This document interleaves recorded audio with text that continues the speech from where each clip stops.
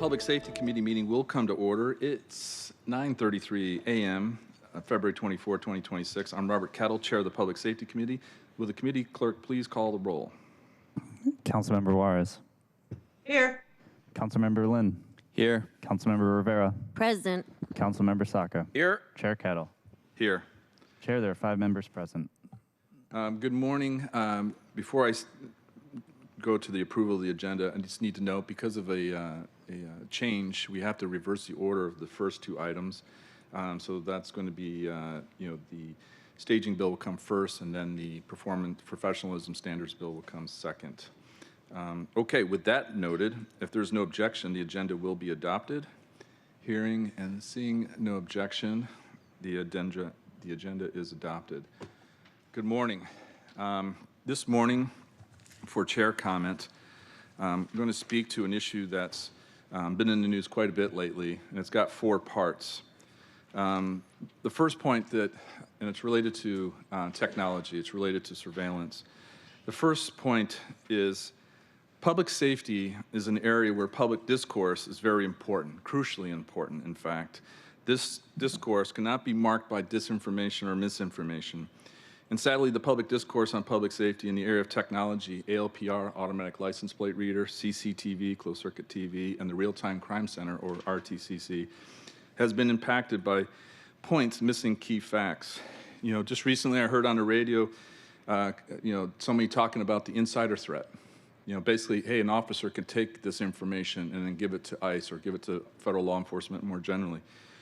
But there was no mention that there's only one sworn officer at the Real-Time Crime Center. Our CCTV system is set up where the officers don't see it at all. It goes to the Real-Time Crime Center. There's one, and that is the head of it, and they're civilians, and they're very well vetted. And there's no mention of the computer audit protocols. Everything is tracked, but that was not mentioned. It was just that one-off point, like, hey, you have any officer can do this. That doesn't inform public discourse. Newspaper articles related to ALPR, all the focus on flock. And it was done in a way by Seattle organizations that you would think that we had the flock ALPR system. But we don't. And there was no mention of that. The fact that we have a different approach, and that with our ALPR, we have put in Seattle values. We put in specific contract requirement pieces designed to protect the vulnerable communities in all of Seattle. There was many articles, and some have been given to me on this, that were not published by the Seattle Times, letters to the editor. One on CCTV I have in my hands, and another one related to ALPR, written by a man who lost his brother. And he was advocating using ALPR to find missing persons, particularly those young people that had been abducted. It's sad. His brother was killed. So he was on this, and he understands. And that's what I have in my hand right now. And separately, there was a good article yesterday talking about ALPR, and it starts off, fierce opposition to automated license plate reading cameras is threatening to reshape how devices are used, including in Washington State. It's not just fierce opposition. I'm a supporter of ALPR, and I believe that we need to have this reshaping. I'm a supporter of ALPR cameras and the system reshaping how the devices are used and can be a model. Our system can be a model for the state. So yes, I believe that we need to have a reshaping of the system because the system has been failing across the various jurisdictions in our state, particularly in the Puget Sound region. So it needs to be reshaped, and I welcome it because our system is being brought down with the mistakes and the missteps of other jurisdictions. The second point I wanted to make is that the Public Safety Technology Program is vitally important to creating a safe base in our city. It is a capability that allows to affect our strategic framework plan for a safer Seattle, especially in the following pillars. We're so short on SBD staffing. CCTV, for example, makes a difference. Second pillar, functional criminal justice system. This is allowing us to solve a crime. It allows for better prosecution, and it also helps from that person committing a crime right after the fact. Gun violence, that's another area. But I see that we can have, in terms of Pillar 6, state collaboration on this. One example that I want to give here, and I have many examples where the Real-Time Crime Center has come through. You know, there was a homicide in June of 2025 regarding a woman at 2nd and James. She was shot in the back of the head. It went out. Real-time crime center staff was working overtime, and they put the cameras on because that's how they do it. They're triggered to do it. They don't sit around watching these cameras. They're triggered by an event, a 911 call, woman shot in the back of the head. And then they found the person at 3rd and James. It was the only camera that caught the murder, and it was uploaded and then passed. The homicide detectives were able to view that video before they interviewed the suspect because they were able to capture the suspect, which made that interview much better. But here's the other thing. When responding, because of that video, they knew who they were looking for. It wasn't like, hey, there was somebody, of which maybe 10 men, it was a man, could be part of this. So you know the issues with policing in terms of indiscriminate and all that, that is addressing that problem. And so here we have an example where they were able to interview the subject. And if somebody is so callous to shoot a woman behind the head, in the back of the head, 5 minutes later, they could do the same thing. It's the same thing. The 75-year-old woman was hit by a bat just right here, a block from where I'm seated, that was found within 5 minutes of the action. If he can do that, it's quite possible he can strike another woman, 75-year-old, 7 minutes later. These are really important pieces, and there's a lot of examples from the Real-Time Crime Center, but here's the thing. We don't really see about this. We don't really hear about this. The incident with the woman that was struck by the bat here at 3rd and James, that was in the paper, but all these other examples that we have where this system is making a difference and supporting our strategic framework plan is not really being heard, and it's not being part of the public discourse, and that's really unfortunate. The third point I wanted to make is that Olympia, as I noted in the first point, they have a bill 6002, and it's important with respect to ALPR because of the varied examples of its use in jurisdictions across the region. Like I said, it has been flock system. These other jurisdictions have been using ALPR wrong, and it needs to be fixed, and the state does need to take action. I support taking action. Key in what they're doing in Olympia is the 21-day window, the retention window, and also the PDR exemption, the public disclosure request exemption. That is the most important thing, because that addresses a lot of the issues that people have. We've been working these issues in terms of protecting vulnerable communities, in terms of contract pieces, in terms of the audit protocols, all these different pieces that we put into place. But you know what? With the PDR exemption, that is a game changer. That makes a difference.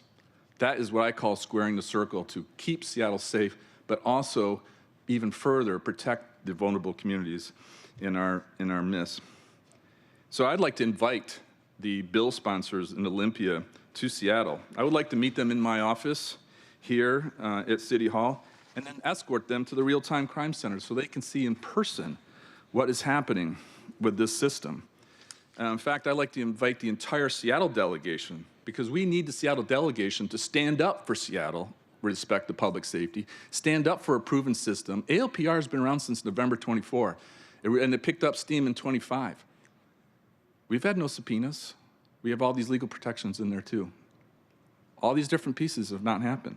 Of course, now I want to knock wood, touch wood, not to jinx myself, but that is the basic fact. These systems have been working for us. And so we need the Seattle delegation to stand up for Seattle. And I need them to come here, to go to the Real-Time Crime Center. It's called due diligence. It's called due diligence. I have a letter from MLK Labor in my hand. And it says, hey, we want this system to be shut down. And I'm like, and at the end it says, the labor community looks forward to being a partner on this important issue. I want to partner with the labor community. I want to partner with them by inviting them, like I said earlier, to my office, the Executive Secretary Treasurer of MLK Labor, to my office, and I'll walk with her across the street and go to the Real-Time Crime Center. You know, I've spoken to the points in their letter, and all these pieces are out there, but they're not known because the public discourse on this topic is not good. It's been failing in a lot of ways, in all types of media, news media. And it's unfortunate because if we walk through these pieces, if we go to the Real-Time Crime Center, I recognize not everybody can go, but MLK Labor Executive Secretary Treasurer, I think that's an important person to go, particularly because of this letter that they've written. And I will escort them there. I think it's really important. And the same thing for the Seattle delegation for down in Olympia, and it's particularly the sponsors of the bills. But the last piece that I wanted to say, and this is really important, and to close, is that I wish to say that with respect to technology-assisted crime prevention pilot project, that's like the technical term, that's the term that we use in terms of our proviso in last year's budget, ALPR, CCTV, and the Real-Time Crime Center, it is important to work with the mayor and her team. And I've had discussions with the mayor. I want to work with the mayor. I'm looking for win-wins with the mayor on this topic so that we can protect Seattle, that we can protect our vulnerable communities, and everybody, actually. And I think that we can do that. I'm not afraid of looking at ordinances. We fixed the chief of police investigation ordinance. We updated and fixed the chronic nuisance property ordinance. We're about to do the same thing with the public drug use and possession bill. Talk about safeguards. I already mentioned audit protocols. I don't know, maybe there's more that we can do in that area. I'm happy to have that discussion with the mayor. Oversight, I think we have great oversight. This is part of the oversight. We have accountability partners here, in this audience. I look to them to be part of this oversight, and it's really important. OIG, for example, but also OPA, if needed. I don't think that will happen, but also the Community Police Commission. These are important. And so I wanted to raise this issue today because there's been so much talk, there's been so many articles, there have been so many different things that have been misleading, where the public discourse on public safety has not been served. And so I wanted to make this point as my chair report today, and thank you for your consideration of it. Okay, now the other side, public comment. We'll now open the hybrid public comment period. Public comment should relate to items on today's agenda or within the purview of the committee. Clerk, how many speakers are signed up for today? 1 in person and 1 remote. Okay, under our new rules, each speaker will have 2 minutes, and we'll start with the in-person speakers. Can you please read the public comment instructions? The public comment period will be moderated in the following manner. The public comment period is up to 60 minutes. Speakers will be called in the order in which they registered. Speakers will hear a chime when 10 seconds are left of their time. Speakers' mics will be muted if they do not end their comments within the allotted time to allow us to call on the next speaker. The public comment is now open, and we will begin with the first speaker on the list, Kim Picciuto. And give me a second. Thank you. Kim Picciuto. I'm here speaking for Proactive, Persistent People for Progress. We're community members dedicated to improving Seattle's public safety systems and have been participating in that regard for the last 7 years. One thing we can all agree upon is that when a crisis arises, Seattleites deserve the best and most appropriate first response. We can also agree that CARE, a co-equal branch of our public safety system, is not only the best trained and suited to respond to behavioral and mental health crises, but that by far it is the most economical. And yet there are a myriad of ways CARE is impeded from doing its job. Here are 3 examples. The 2005 SPOG contract limits where CARE may respond. If you have a mental health crisis on the sidewalk, they can respond. If it occurs in a safe way, they're prohibited. They may not respond if there's drug paraphernalia present or if the person in crisis is sitting in a car. While CARE is responsible for the 911 call center and dispatching the right responder to the situation presented, SPOG is allowed and, with increasing frequency, actually overrides the dispatch of CARE responders. Research on best practices and national models chronicled in Matt Ferner's Safer Cities newsletter, which is cited in our letter to you, shows that single dispatch is the gold standard for CARE organizations like CARE. Our system clings to dual dispatch contrary to those best practices and contrary to fiscal prudence. We ask that you reopen the recent SPOG contract to eliminate these impediments. If you cannot or will not reopen the contract, we ask that you begin negotiations on the new contract immediately, not only because negotiating an expired contract puts the city at a bargaining disadvantage, but because these impediments need to be urgently addressed. Thank you. Thank you so much. And our first remote speaker is Howard Gale. Please press *6. Good morning, Howard Gale. Chair Kettle, I spoke with you 6 months ago about the actions that Seattle can reasonably and legally require our police to do in order to protect Seattleites from the federal violence, the killings, the fear, and the tearing apart of families we have witnessed in other cities. These proposed actions became part of the 36th District Democrats' resolution shortly after speaking with you. Yet 6 months after you indicated your support for these actions, you refused to propose or even publicly discuss the most significant of these items. Only 2 of the 36 suggested actions are now being proposed in a rather incomplete and half-hearted fashion in today's Council Bill 32193. Ignored for 6 months are the important proposals for SBD officers to establish and document, making the resulting video public, the basis for any federal detention or arrest, for SBD officers to intervene when proper law enforcement credentials are not provided, for SBD officers to aid private property owners in preventing warrantless access, and for SBD officers to prioritize protecting people from Fourth Amendment violations over the protection of property or violently suppressing demonstrators trying to protect other people's constitutional rights. Other cities have put in place some version of these measures, with Boston Mayor Michelle Wu recently stating that, quote, calling 911 is an appropriate response to warrantless entry of private homes and businesses, and that the Boston Police Department shall employ de-escalation tactics in response, unquote, and that Boston will deny access to city buildings and property for purposes other than those intended. Minneapolis Police Chief Brian O'Hara has warned rank-and-file officers that if they witness federal agents use excessive force on civilians and fail to intervene, they could be fired. So why the failure for 6 crucial months to publicly engage with measures that could protect Seattleites from the severe deportations suffered by those in Minneapolis? Why only focus on legislation and actions which, if they had been in effect in Minnesota, would have done nothing to prevent any of those horrors from happening? Thank you, Mr. Gale. It's a good opportunity. I've said this I had a meeting yesterday with City Attorney Evans, and I told City Attorney Evans, and I'm going to say it again here, that I take my legal advice from 2 people, City Attorney Evans and her team, and also our in-house counsel here in the Legislative Department. I think it's very important to do so. Today's federal law enforcement related bills are 2 and 3 of at least a half dozen that they're in the pipeline. So there's a lot of things that are in play. So thank you. So actually we can go with our regular order because our briefer is here. So we'll move on to our first item of business. Will the clerk please read item 1 into the record? Resolution 32193, a resolution relating to law enforcement officer professionalism and standards, reaffirming Seattle values related to professional law enforcement conduct, condemning recent actions of federal law enforcement agents, articulating expectations for law enforcement conduct within Seattle, and directing Seattle Police Department officers to document and report violations of law enforcement professionalism standards. Thank you, Clerk.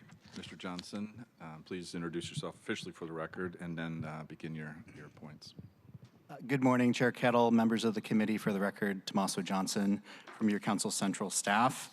Talking today about the Law Enforcement Professionalism and Standards resolution. I'm going to just provide a brief summary. The resolution is relatively straightforward, so I'm going to not read it out in total, but just rather provide a summary.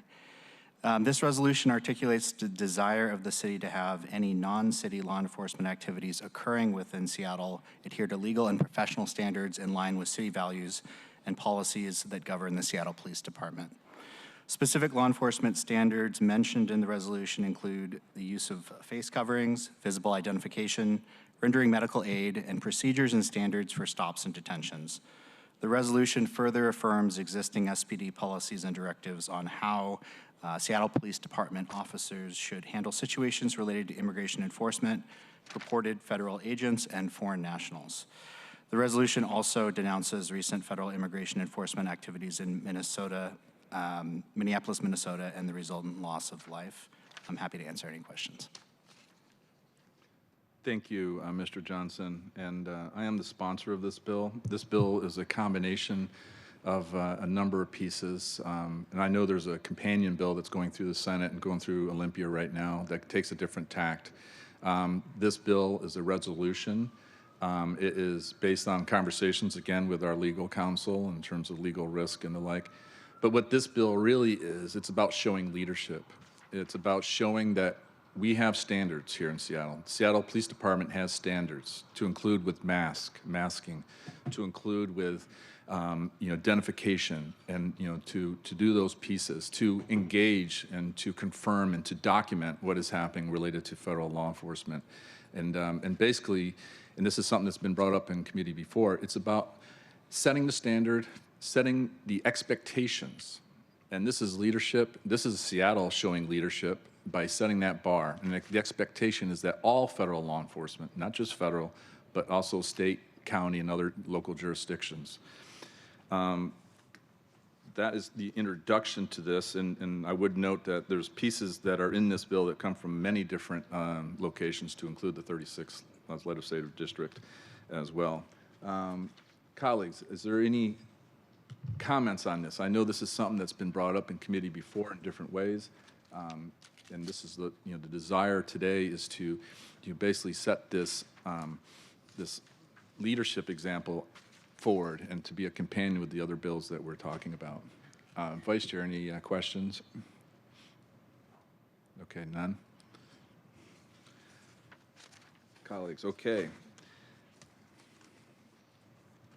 In the interest of time, because we do have a very full agenda to include with the alternative response, I move that the committee recommend adoption of Resolution 32193. Is there a second? Second. Second. Okay. Thank you, Councilmember Juarez. It is moved and seconded to recommend adoption of the resolution. Are there any final comments on the resolution before a vote? Again, I invite the public to read this resolution and to walk through the different pieces and to see what we're doing, and also see it as part of a broader effort with bills coming from Councilmember Rivera. We have 2 today. There's others that are being worked by, for example, our colleague Councilmember Rink related to detention centers. There's a number of different bills that are coming through, and so with that, will the clerk please call the roll on the committee recommendation? Okay, sorry. You have a hand up. And I'm not even there and I see her, so okay. Thank you, Chair. Thank you, Councilmember Juarez. I see you. As well, you see me. Really, just Chair, wanted to thank you for your leadership in putting this resolution together. There are many things here, and I really want to call out the documentation piece because that is really critical and important as well. So I know that we've all been in conversations. Let me just take a step back and say we've all been grappling, very concerned with the actions of the federal government across this country. And we're all doing what we can from a legal standpoint to try to lend our support to our communities, our residents, our immigrant communities, and residents in the city. And so I see this as one of many other things that we've done as a body to provide support to our residents. So I really want to thank you for your leadership on this particular bill. I was happy to see my bill pass last week, and I know that there are others because we all care so deeply. So thank you, Chair, and I'm looking forward to passing this out of committee today. Thank you, Councilmember Rivera, as I'm shuffling through all my papers here. So I'm glad to have been notified about your hand up. Okay, any others? Councilmember Juarez? No, I'm good, buddy. Let's go. Let's do it. All right, will the clerk please call the roll on the committee recommendation to adopt Resolution 32193? Councilmember Juarez. Hi. Councilmember Lynn. Yes. Councilmember Rivera. Aye. Councilmember Saka. Aye. Chair Kettle. Aye. There are 5 in favor, none opposed. Thank you. The motion carries, and the committee recommendation that the resolution be adopted will be sent to the March 3rd City Council meeting. Okay, we'll now move to our second item of business. Will the clerk please read item 2 into the record? Council Bill 121164, an ordinance relating to civil immigration enforcement prohibiting civil immigration enforcement staging on all real property that is city-owned and controlled, and adding a new chapter 14.125 to the Seattle Municipal Code. Okay, I was going to say, Mr. Doss, please join us at the table, but you're here, but still introduce yourself for the record. Thank you. Thank you, Mr. Chair. Greg Doss, Council Central Staff. Okay. I'll tell you what, let's start with your introduction, and then we have a technical fix, and then we'll do that, and then we'll come back, okay? Okay, great. So Greg Doss, Council Central Staff, here to discuss Council Bill 121164, which concerns civil immigration staging. I'll note that a staff report has been distributed to members and is available on Legistar. This legislation would prohibit the use of city-owned and controlled properties for civil enforcement purposes, civil immigration enforcement purposes. Actions including assembling, mobilizing, deploying personnel, vehicles, or equipment for civil immigration enforcement operations, or for civilian surveillance or logistical coordination for those operations. There is, as the chair mentioned, an amendment that is a technical amendment that would clarify the bill and align it with the sponsor's intent. Happy to explain that now. Okay. In order to bring forward the amendment, I do need to move, so I will move to recommend passage of Council Bill 121164. Is there a second? Second. Okay. Okay. Whoa, we're just having a little war here. It is moved and seconded twice here today. And with that move and seconded, I will now move to amend Council Bill 121164 as presented on Amendment 1. Can you restate the amendment again, please? Yeah, thank you. Amendment 1 would restrict the prohibition of civil immigration enforcement to staging activities only. The bill is clear that it is targeted at staging activities with the headers and the chapter section titles. Just staff left out the word staging in one place. Want to make sure that it's there. Thank you. Again, this is a technical fix. It is moved and seconded to amend the bill as presented on amendment. Point of order, Mr. Chair. I think it has been moved and has not yet been seconded, and therefore I do second it. There was a pending motion. Okay. Yeah, now it is seconded. Thank you. I was drafting in Councilmember Juarez, I think. I was just going to hold back. So, and thank you, Vice Chair, keeping us on the right side with our clerks. The amendment is moved and seconded to amend the bill as presented in Amendment 1. Central staff has already been spoken to. Any questions or comments on Amendment 1? Hearing, seeing none. Will the clerk please call the roll on adoption of Amendment 1? Councilmember Juarez. Aye. Councilmember Lynn. Yes. Councilmember Rivera. Aye. Councilmember Saka. Aye. Chair Kettle. Aye. There are 5 in favor, none opposed. Okay, Amendment 1 is adopted. Okay, now so we have a clean bill, staging bill. And so with that, I ask my colleagues, Vice Chair, of course, the courtesy goes to you always first. Anything you would like to speak to related to our staging bill? No, I think it's a terrific bill, needed now more than ever. And I thank the sponsor for tremendous leadership in bringing this forward, and let's go. Councilmember Rivera. Thank you, Chair. A +1 to my colleague, Vice Chair Saka. This is, again, like the resolution, this ordinance is another thing that we can do to really safeguard our residents in the city, and I look forward to its passage. Thank you for your leadership in bringing this staging bill forward. Thank you, Councilmember Rivera. Councilmember Foster. Thank you so much, Chair. And as you know, I don't sit on this committee, and I continue to appreciate you welcoming me, so thanks for that. And I'm really excited about this ordinance. I want to ask a couple of quick clarifying questions, if I may. So as I read the ordinance and we talk about city-owned or controlled, I want to ask what happens to a property if the city owns the property, but the property is leased? Thank you, Would that be Councilmember covered Foster. under the language? Oh, yeah, thank you. Happy to take your question. So the term city-owned and controlled is it's the standard that will define which properties are considered by this legislation and where the city attorney might exercise enforcement.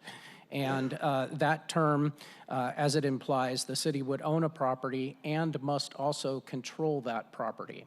The term control is not a term in the bill that is defined, and so it would be important for council members to work with the city law department through central staff to ensure that any property they were curious about whether or not it would be covered could be identified as covered or not by the law department. And also, if the council has interest in ensuring that some properties that are not covered are, it may be possible to add some language to the bill that would further define the term control. And so here I'm thinking about properties where the city owns the property but leases it to maybe a nonprofit service provider that serves to advance interests of the city, say housing or healthcare. If such a property is not controlled in a way in the contract that prohibits the city from signing, that may be an area where further defining control might allow the city to sign. That's something that we could work on with the law department. The only thing that would be prohibited for sure is situations where the property is leased by the city, but the owner is a third party. In that case, it could not meet the standard. There would have to be a new standard beyond city-owned and city-controlled. Thank you. And a follow-up on that. So, because the city, excuse me, does have several long-term leases in play in locations that the public may not differentiate or the public may experience as being part of city property. And so is it correct that as written that those properties would not be covered under this ordinance? That is correct. So FAS has done an inventory of properties where the city leases space but is not the owner, and there are about 47 such properties. Some of the examples of city services that are provided there, the southeast or central area customer service centers are both leased spaces that are not city-owned. The services that the community can get there range from paying bills to seeking relief from utility bills or even legal assistance. So a wide variety of municipal services are offered at those sites, but because they are leased by the city and the city doesn't own the property, those particular sites would not be covered by this bill. Thank you.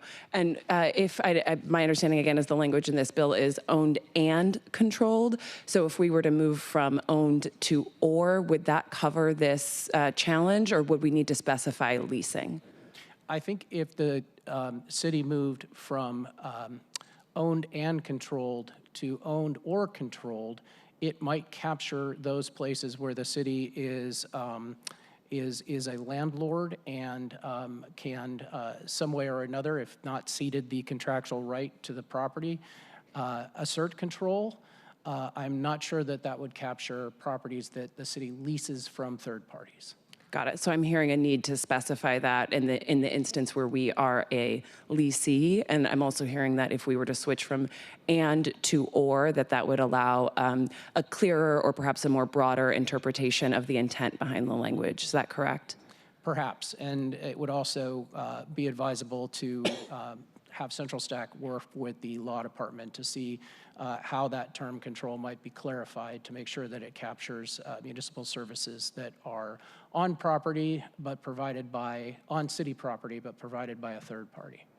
Thank you. And a quick comment about this. I usually, and I really appreciate your responses. I think this is important, especially given that the public just does not differentiate whether they are on a city-owned or a city-leased property when they are coming to access services.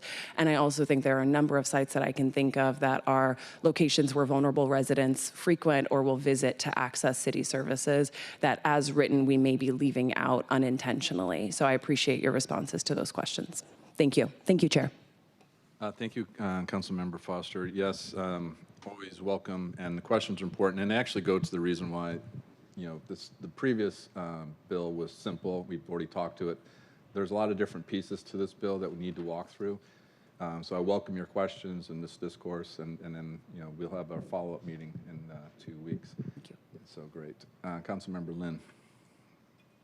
Thank you, Chair. Just to follow up on Councilmember Foster's questions, and perhaps this is just more of a statement that I agree that properties that we are using for some important city service, such as a community center, or even if we don't control it, I believe that we need to protect that use. And I'm concerned that even under a lease, oftentimes leases have permitted uses, whether we are the landlord or the lessee. And I'm not pretty sure that immigration staging is probably not one of those spelled out permitted uses. So even allowing it could be a lease violation, whether we are the landlord or the lessee. And so I would hate to run afoul of some lease, because we weren't as inclusive of or as explicit as we could be to prohibit this staging. But just want to thank you, Chair, for bringing this forward, not only because of the concern about immigration staging, but also the need to protect spaces that are being used for essential services for those uses and not have impacts due to the awful federal staging that we've seen throughout the country. Thank you. Thank you, Councilmember Lynn. All right, Councilmember Juarez, any other comments? No, I'm good. Let's go, buddy. Okay, well, we're going to hold Councilmember Juarez, but I do want to note as chair that I think this bill is very important. I think I also think it's really important to show that we're working together as a team. There's been a lot of conversations with the mayor's team, the mayor and her team, and also, as I mentioned earlier, our city attorney Evans. And I think walking through these different pieces and to raise important questions is good. And it's also should be noted that we're talking about city-owned and controlled right now, but this also does not include, I think you may have said this, but just to reiterate, public right-of-ways, which are used for pedestrian and vehicle traffic. I think that's important for the public to know that, and I recognize others like public commenters will say federal law enforcement can work throughout our federal country. And so the streets and the sidewalks and the like, they can do that. That's supremacy. There's a lot of different legal pieces that go to that. But we do need to stand up for our city interests, and we have the means to do this. And this bill is one way to do that. And the injunctive relief through the city attorney's action is a way to do that. And so, but we should do our homework. We should do the due diligence, look at these questions. And I think also we should look at federal law enforcement operations and how they're conducted. In terms of risk, it's like, what property is really possibly going to be used for federal law enforcement operation, particularly when we have JBLM, we have bases on Kitsap Peninsula, we have Everett Naval Base, we have all these different pieces. That's got to be part of the discussion too, and in terms of that legal risk trade-off. But we do need to send a message and regarding our vulnerable communities and saying, hey, we are looking out for your interests and we're doing these pieces, even when our Constitution gives the federal government a certain ability to act. But that said, we should not just follow that. This kind of goes to Mr. Gale's point, that we should look to put these pieces in place. So I do think this bill is very important, and I'm happy to work with Mayor Wilson and her team, and then City Attorney Evans and her team as well, and particularly City Attorney Evans, because the legal risk points are going to be very important. Mr. Doss. I'm sorry.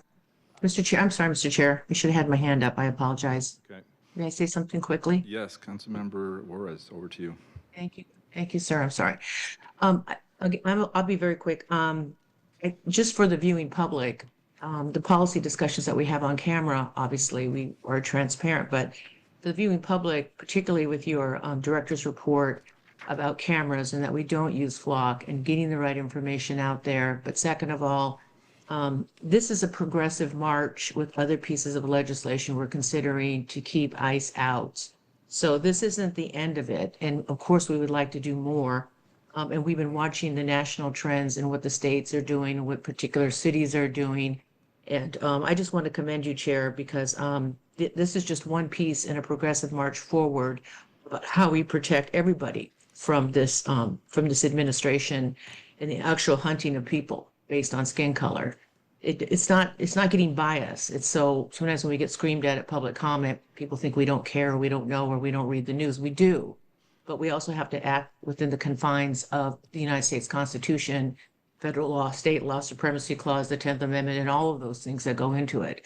So again, thank you, Chair Kettle, for walking us through this. And again, I just want to commend you because, again, this is a progressive march forward. We're going to continue to do these things. And Thank you. All right, thank you, Councilmember Juarez. Councilmember Rivera. Thank you, Chair, and I was going to raise my hand as well. Councilmember Juarez, you and I are, well, you're a friend, and I super always appreciate your comments, and I agree. And I was going to say a similar thing related to the law. You know, folks don't know that when we as legislators are contemplating a law, there's a lot of legal conversation that is not privy to the public, but that it is important as we craft these things. And sometimes while the public would want us to craft it differently, and I understand why, and I agree in many instances actually, we also are bound by the law, the Constitution, the Supremacy Clause, and also case law, because we've been, and I readily support bringing causes of action as we have done against what I find and what I'm going to call me personally, what I think to be unconstitutional actions of this administration. You know, but what I think isn't true law, and we have case law that we also guides what we're able to do or not. Because as the case law is going through the courts, we get more information about what we're going to be successful with or not if we take certain actions. So I think it's important for the public to know that because of the very thing that you just spoke about, Councilmember Juarez, which is you know, we want folks to know that we do care very much. And when I say we're grappling with these things, I mean that, because we want to do everything that we possibly can to be supportive, and we have these challenges based on what is the law in this country. And so, and including that case law, especially more recently as we're suing the federal government, or they're suing us based on the actions that we're taking in response to these egregious actions by the federal government. So it bears mentioning again that that is how we are weighing how we bring policy items forward, and also what is contained therein.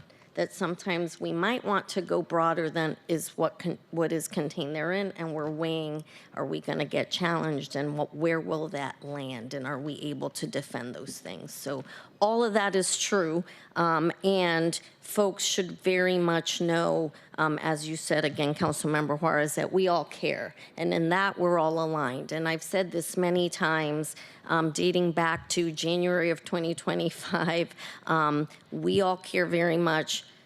We may have differences of opinion in many other areas, but we all care very deeply about what is happening. And I, for one, feel very proud to live in a city that cares about its residents.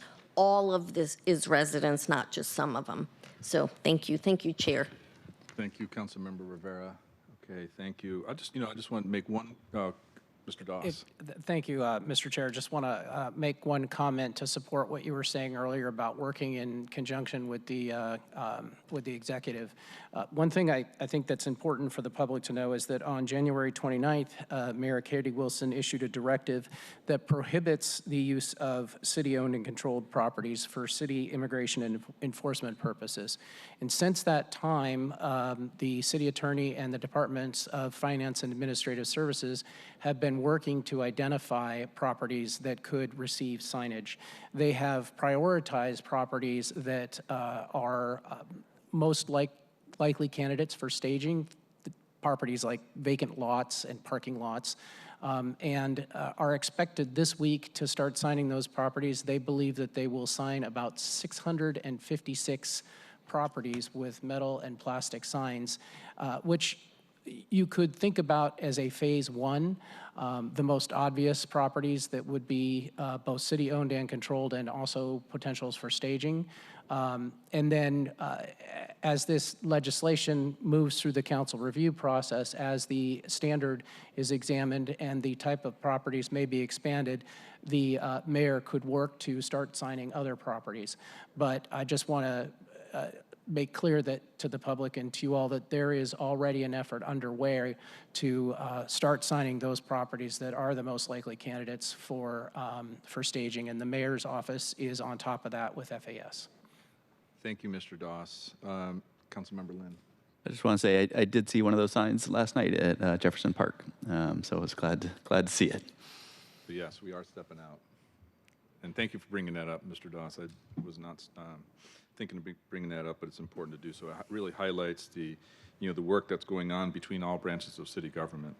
And I just wanted to note, as we about to transition, today's the fourth anniversary of Russia invading Ukraine, and as somebody who's lived in Russia, who's lived in a government that takes action against its own citizens, much like in the different cities and around our country, it's important to see those parallels and understand those parallels, and to take action and to stand up for our Constitution, stand up for our country, the respect to those actions that are not in keeping with our democratic traditions. And so I was thinking about that as this discussion was ongoing. With that, and to bring our next guest up, if there's no objection, Council Bill 121164 will be postponed to the March 10th Public Safety Committee meeting. Seeing no objection, the bill is postponed to the March 10th meeting. Okay. All right, now we're to our item 3. We'll now move to our third item of business. Will the clerk please read item 3 into the record? Alternative response overview in Seattle's public safety departments. Thank you. Please, everyone come to include, we have our Executive Operations Manager for Public Safety, Ms. Allison Holcomb. Welcome. This is your first time to our committee in this role. I will be turning this over to you. You'll have, with the 3 departments being represented. For the public, each of the previous years, we've had briefings from our 3 chiefs. We would have the chiefs come and present on the police department generally, or the fire department generally, or the care department. This year, to change things up, to give it focus, we wanted the 3 departments and the chiefs to speak to alternative response. Alternative response is very important for the points raised in public comment, but also in terms of what we're seeing on our streets. And one of the things that I mentioned earlier about like a functional criminal justice system, we also need a functional public safety system. So it's important to have the 3 departments represented and speak to where they kind of work together in the area of alternative response, and to learn what lessons need to be learned, and then to see what action that we can take with the executive to further what we're trying to do with alternative response. Okay, with that little introduction, so allow everybody to get seated. Ms. Holcomb, over to you. Please introduce yourself for the record, and then the team, and then it's over to you. Thank you.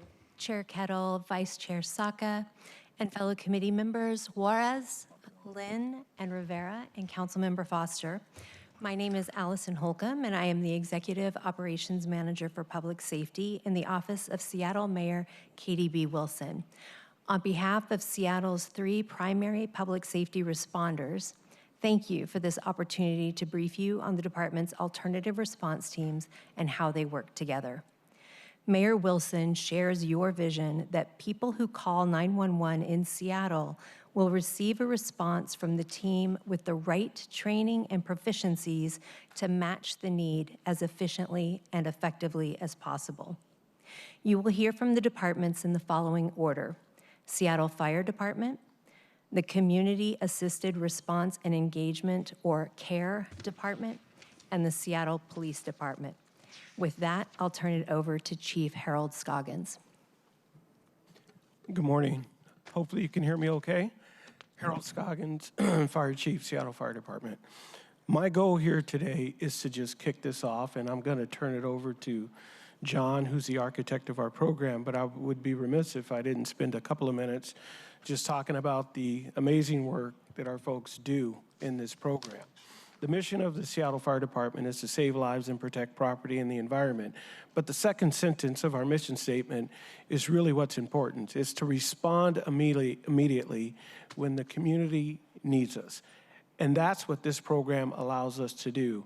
Our mobile integrated health program has been evolving over the last 15 years, as you'll hear about, but it really kicked off in 2019 with our first deployment of our Health One program in November of 2019. We've learned a lot, we've grown a lot over the last 6 or 7 years, and we really have improved. but we've learned from our peers around the country.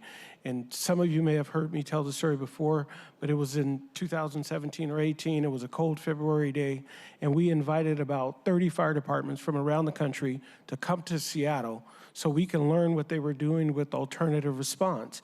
And in that one-day conference, and departments showed up from Canada to Texas to California, all to share what they were doing in this space.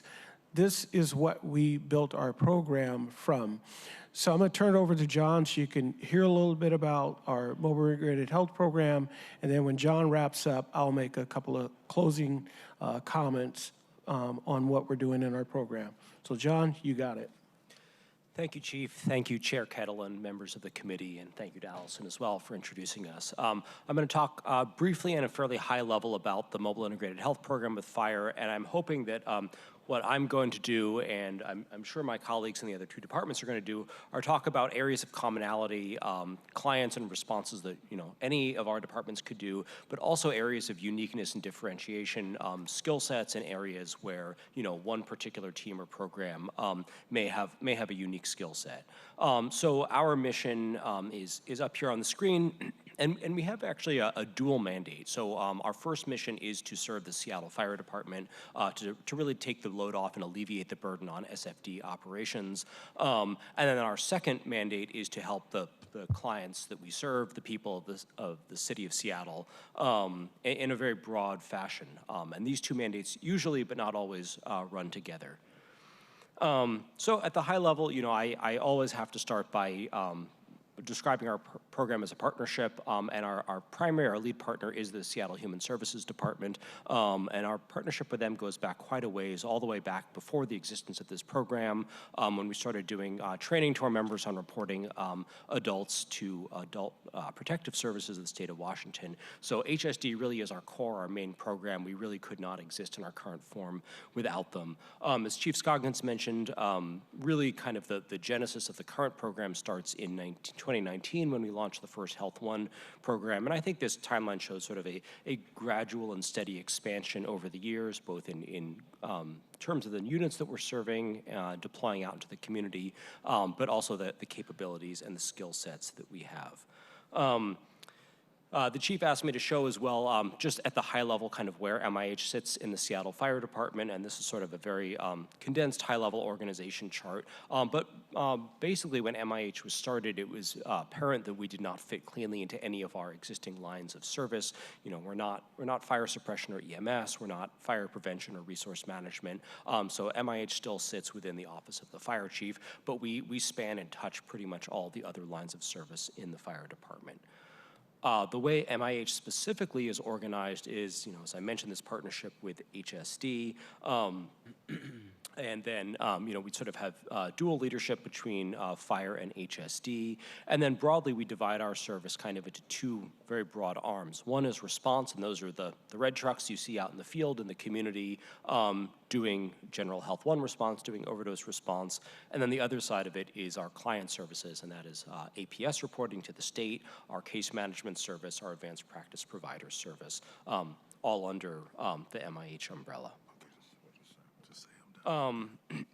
At the high level, in terms of kind of our operations and deployment, right now we have about 11 HSD case managers, and that is growing. We're in the hiring process right now. And we have got a pool of about 32 trained firefighters, which will expand to almost 50 by next year. And I particularly want to note this. So our daily staffing is about 7 firefighters and 4 case managers. But because we have that many trained firefighters, what that means is that the knowledge and the skills and the training that we've provided them to work on the Health One units sort of travels via osmosis throughout the rest of the fire department. So those firefighters, when they're not staffing Health One units, are staffing engines and ladder trucks and aid cars and bringing those skills back out to the community, especially at times when Health One is not in service. Typical deployment for us is 2 firefighters and a case manager. We can drop down to 1 if need be. And right now our rigs are primarily centrally located, Pioneer Square, Belltown, and then also Station 10, which is in Pioneer Square. Later this year, we're going to further expand service. We have a location down in the Soto neighborhood, and then in the second quarter of this year, when Fire Station 31 opens in the Northgate neighborhood, we'll be putting a unit there part-time as well. We go all over the city.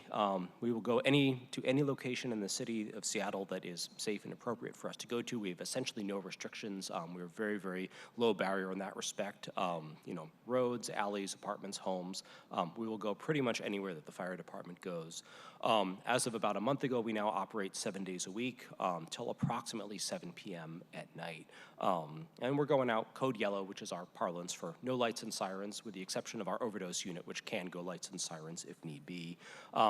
We do, like our colleagues in the care department, have an ADA accessible wheelchair van, which gets pretty broad use for clients out in the community who have mobility impairments, and all of our units have EMS equipment on them. We essentially have 3 ways that we deploy our units. The first is direct 911 dispatch, so we have a set of protocols at our 911 center at the fire alarm center that can send out Health One just by itself for behavioral health crisis and suicidality. That's not the main way that we go out, though. We have found over time that the absolute gold standard for us is having eyes on, having a firefighter look at the client and the patient and say, this is a good match for Health One. And so as a result, most of our runs come from either live operations requests, and perfect example, this morning, Ladder 4 gets on the radio and says, hey, young woman here looking for assistance with shelter. This is outside of our purview. Can you come help? That was about an hour ago. And Health One gets on the radio and says, yep, we're on the way, we're coming. Or they can self-dispatch, which is going to be either to an overdose or to the approximately 3,500 firefighter referrals we get electronically every year. One of the main tools that we have in our toolbox, and again, I think this is really shared with CSOs, with care, with crisis response, is we have time. If you're on an SFD aid car, you're constantly looking at your watch, you're looking at the clock, because you have to clear that scene as fast as possible because the next run is coming in. You're doing 20, 24 runs in a shift. Health One can hit the brakes and say, we're going to take our time, we're going to pause.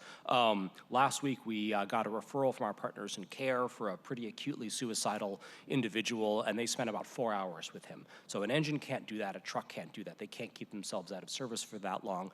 We can do that, and we use that all the time. So that's your 42-minute average on scene time. We are capacitated by our leadership and by our medical director to do any alternative transport that we deem appropriate. So we can take you to the grocery store, to a pharmacy, to a shelter, to a crisis center, to a hospital, anywhere that we think is clinically appropriate. And you can see here last year we did more of those alternative transports than we did hospital ED transport. So we have a very strong emphasis on both ED diversion and on warm handoffs on the scene. So very briefly at the high level, this is just kind of, there's no such thing as a typical Health One run. They're all different, but I think this is a good example. We get a call from operations, adult male found down in the park in Cal Anderson, wet, cold, looking for shelter, endorsed some need for substance use services. Very common. This is about a year ago. So Health One goes out, give him some snacks, Narcan kit, some dry clothes. He wanted to go to the DSHS office. We're allowed to do that, so we put him in the rig, take him there. Well, we start a ongoing care relationship with him, start trying to find him, identify a number of serious medical issues that he had. And then over about the next 6 months or so, we were repeatedly trying to find him in the CID in Little Saigon. He's having multiple overdoses. We're trying to find him after those overdoses. Finally, we work with Lehigh to find a location for him. At this point, he is picked up by the police and detained in Score Jail in South County. And through very, very intense work of our case managers, they're able to negotiate a release from Score Jail directly to Harborview. He had the medical operation that he needed to have, and then was discharged from Harborview directly to a Lehigh tiny home village. Couple more months of work, and then he's discharged from there, or I should say, moves out of his tiny home in Lehigh into a DESC permanent supportive housing building. They don't all go this well, but this was obviously a success story, and I put the dates on here to indicate just kind of how long this engagement takes on average. Very quickly, as a unique capability, we can do severe weather response. This has obviously been a pretty mild winter so far. We haven't really needed to pull this lever more than about once, but we can. Because our units are staffed with firefighters, we can flip the switch and move into 24/7 operations, which is very easy for us to do. Everything is built out. We have the whole architecture for that system. So we get a snowstorm, we get a severe heat wave, and we can move into doing severe weather response, which primarily focuses on the unsheltered population, doing welfare checks, safety checks on them, and getting them to severe weather shelters. We also have access to SFD's mobile ambulance bus for mass sheltering, which we have used in the past with great effect. I mentioned our ongoing relationship with HSD. That really kind of is the core of what we do. You know, we are a case management service beyond just a response service. So we have this longitudinal relationship with our clients, and we, you know, everyone that we see, we have the assumption that we're going to enroll them in some level of case management. And as of last year, we now do what we call complex case management, which is the really, really intractable cases. And it works. I mean, this is, you know, the clients that we see, they're very complicated. One of the unofficial mantras of our program is, if it were easy, it would have been done by right now. So when, you know, when we see people out in the community, we assume that they're very, very complex cases with multiple overlapping social, behavioral, and medical needs that take multiple responses and multiple engagements to see. And again, you know, we see a substantial reduction in 911 call volume of folks who are in our enrollment program before, you know, before measured as against the after in terms of 911 utilization. You know, we have a particular focus in our program, and very deliberately, on sort of underserved, under-resourced, and vulnerable populations. You know, because of the nature of the program and sort of the really wide purview that the fire chief has given us, we can selectively choose sort of the most vulnerable populations out there. And I particularly want to note here, we see a lot of what I would call unseen clients. I think folks are pretty accustomed to talking about, you know, the clientele that you might see in the Little Saigon area or the 3rd Avenue area, but we see a huge number of clients who are in extremely dire circumstances who are invisible. They're inside, but, you know, they're older adults, they're experiencing multiple falls, chronic disease, they are appropriate for referral to Washington Adult Protective Services, and often EMS is the only one who is seeing these clients. And so we really want to focus on them in addition to the folks who are out on the street outside. This is just kind of an example. This is the high end of the spectrum, a client we've been working with for about a year or two now, a 34-year-old female living in supportive housing down in District 2. And she very sadly has end-stage renal disease, but doesn't engage with hemodialysis, and that's because of her ongoing behavioral issues and meth use disorder. We, the fire department, EMS, have seen her well over 200 times in the last couple of years. And AMR has been called for her in the 4th quarter of 2025 about 150 times. So extremely complex, extremely challenging, and well served. A lot of services wrapping around her, and we are there to try to help coordinate and sort of manage that service outreach. Very briefly, in 2023, at the due to the Mayor Harrell's executive order, we started up an overdose response unit. That's been running now we're coming up on 3 years now. And we have 2 arms. We do overdose response and overdose follow-up. Overdose response is also citywide, but with a particular focus on the highest areas of overdose, which are primarily in the downtown area and adjacent areas. In the end of 2024, we started the first in the nation EMT buprenorphine program. It's been very successful. We've given it now. This slide is already out of date from last week when I put it together, 140-something buprenorphine administrations with no ill effects. And this is obviously very closely monitored by our Medic One program. And almost the majority, or almost all of these clients, like 80 or so %, we are keeping them out of the ED. We are taking them now to more appropriate and therapeutic locations after their overdose event than a hospital ED. Health 99 rolled on almost 1,000 fentanyl overdoses last year. The other side of that is Health 98, that's our overdose follow-up unit.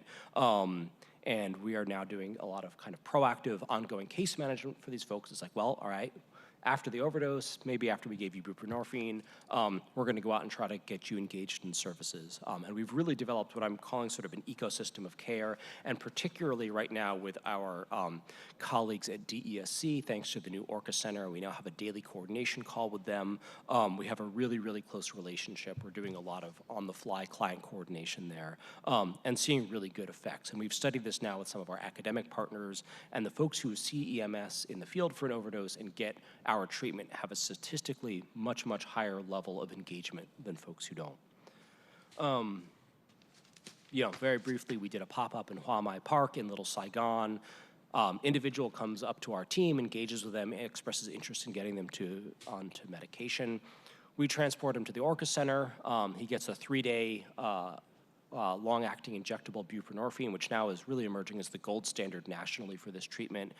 We then subsequently referred him over to Ryther, which deals with youth and young adults who have substance use disorders. They accept him as a client. We work with him jointly. And then we heard, this was about 6 months ago, the update is he's now gotten six consecutive months of Sublocade, which is a long-acting injectable buprenorphine.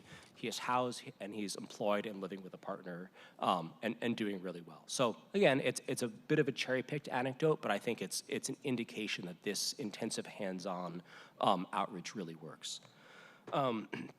Just to wrap up, I want to quickly talk about our advanced practice provider program. This is in partnership with Harborview. We have right now one full-time nurse practitioner, and she supports our core Health One team and our overdose response unit. And she can do all sorts of amazing things that we at the EMT level in the fire department can't do. Let's say we go to someone's house, and this is a real example, and they say, I'm out of my albuterol for my asthma. I can't afford any more. I haven't been able to get in to see a doctor. Jess can write them a prescription right there in their home, fill the prescription immediately. Our firefighters can go out and pick the medication up right then and there. She can do wound care. We see a lot of really very complex, difficult wounds in the unsheltered community. She can make referrals. It's been a really, really successful integration, and we are thrilled to have her. So yeah, lastly, just to wrap it up, we're going to continue expanding this year. Our core Health One program, our complex case management, our overdose team. We always have to kind of end with, what do we need? We need more shelter. I, appreciate the work that the mayor has put into the new interdepartmental team on that. We need more shelter for the general population. We need more shelter for the high needs population. Children, families with children, people with complex medical needs, people with complex behavioral needs, and really just post-overdose or post-crisis stabilization as a pretty persistent gap for us. So with that, I will turn it back to Chief Scoggins. Sure. Just to close out a couple of points. First, I want to thank Director Tanya Kim for her partnership with her team. All the case managers are with the Human Services Department, so it is a true partnership between the Fire Department and the Human Services Department to come together and provide this service for the city. As we started thinking about setting up this program a number of years ago, what we were watching in the city of Seattle is we were watching our calls rise at a rapid rate that we could not keep up with. And just to give you an example, in 2021, we ran 93,000 calls for service. Those are dispatches with multiple fire units going out the door. As we close out 2025, we ran 108,000 calls. And that's with these programs in place. So we saw what was happening. Well, why is this important? We knew there was a segment of the population that needed something different from the fire and EMS response. So in 2025, we ran 64,000 BLS calls. So that's basic life support. There was a medical emergency that happened, and we needed to go and check it out. AMR transported 45,000 of that 64,000 calls, which means there's a delta right there that we left unseen. Now, our medics, they ran over 16,000 calls, and they transported just under 6,000 calls. So there's another delta in the population that needed to call 911, but they needed something just a little bit different. So when I think about our referral program, and as John mentioned, the firefighters work all over the city who are trained with Health One. They're transitioning that information to other firefighters. In 2025, we had over 3,000 referrals with people who needed additional help that came from our fire stations to our mobile integrated health program. And one thing John didn't hit the nail as hard as I wanted him to hit it with the hammer was over 70% of those referrals who are high utilizers, when they connect up with our MIH program, we pretty much take 70% of them out of our high utilizer population, which means they're calling 911 less. That's really important to note. So we see all of these programs continuing to grow because it's a continuous need that we have here in the city. So I want to thank Chair Kettle and members of the council for allowing us just a few minutes to share what we're doing in this program, and we will pass it on to the next presenter. Well, before that, two things. Yes, thank you, John, for going fairly quick because there's a large number of slides. We do have a short time. So my ask for my colleagues is that if you have any questions, let's have them be 1, 2, 1, 2, so we can get to care and police. So as always, start with Vice Chair. No, thank you, Chair. I do know, want to echo that. I do note that there are 2 more substantive presentations, each from CARE and Police. And in the interest of time, I'm going to table any questions or comments that I might have until after we get through the other substantive presentations. And I encourage my colleagues to do the same unless it's very urgent. Thank you. Committee colleagues first. Wise words from my Vice Chair, but Councilmember Foster. Chair, do you prefer questions at the end of all 3 presentations? You know what? It might be better to do that because I can already see how these things are lining up. And, I'll hold my and questions. The questions may be better when you have side-by-sides with the 3. So, okay, we're going to press all the way through. Let's, again, keep the pace up to allow for those questions. Thank you. You know I can talk fast. Chief Chair Barton. Kettle, council members, thank you. It's good to be here. It's so fun to present after John Ehrenfeld and Chief Scoggins. They are 2 of our most treasured collaborators, my original educators in the space, and we are building on the progress, the foundation that they set. Next slide.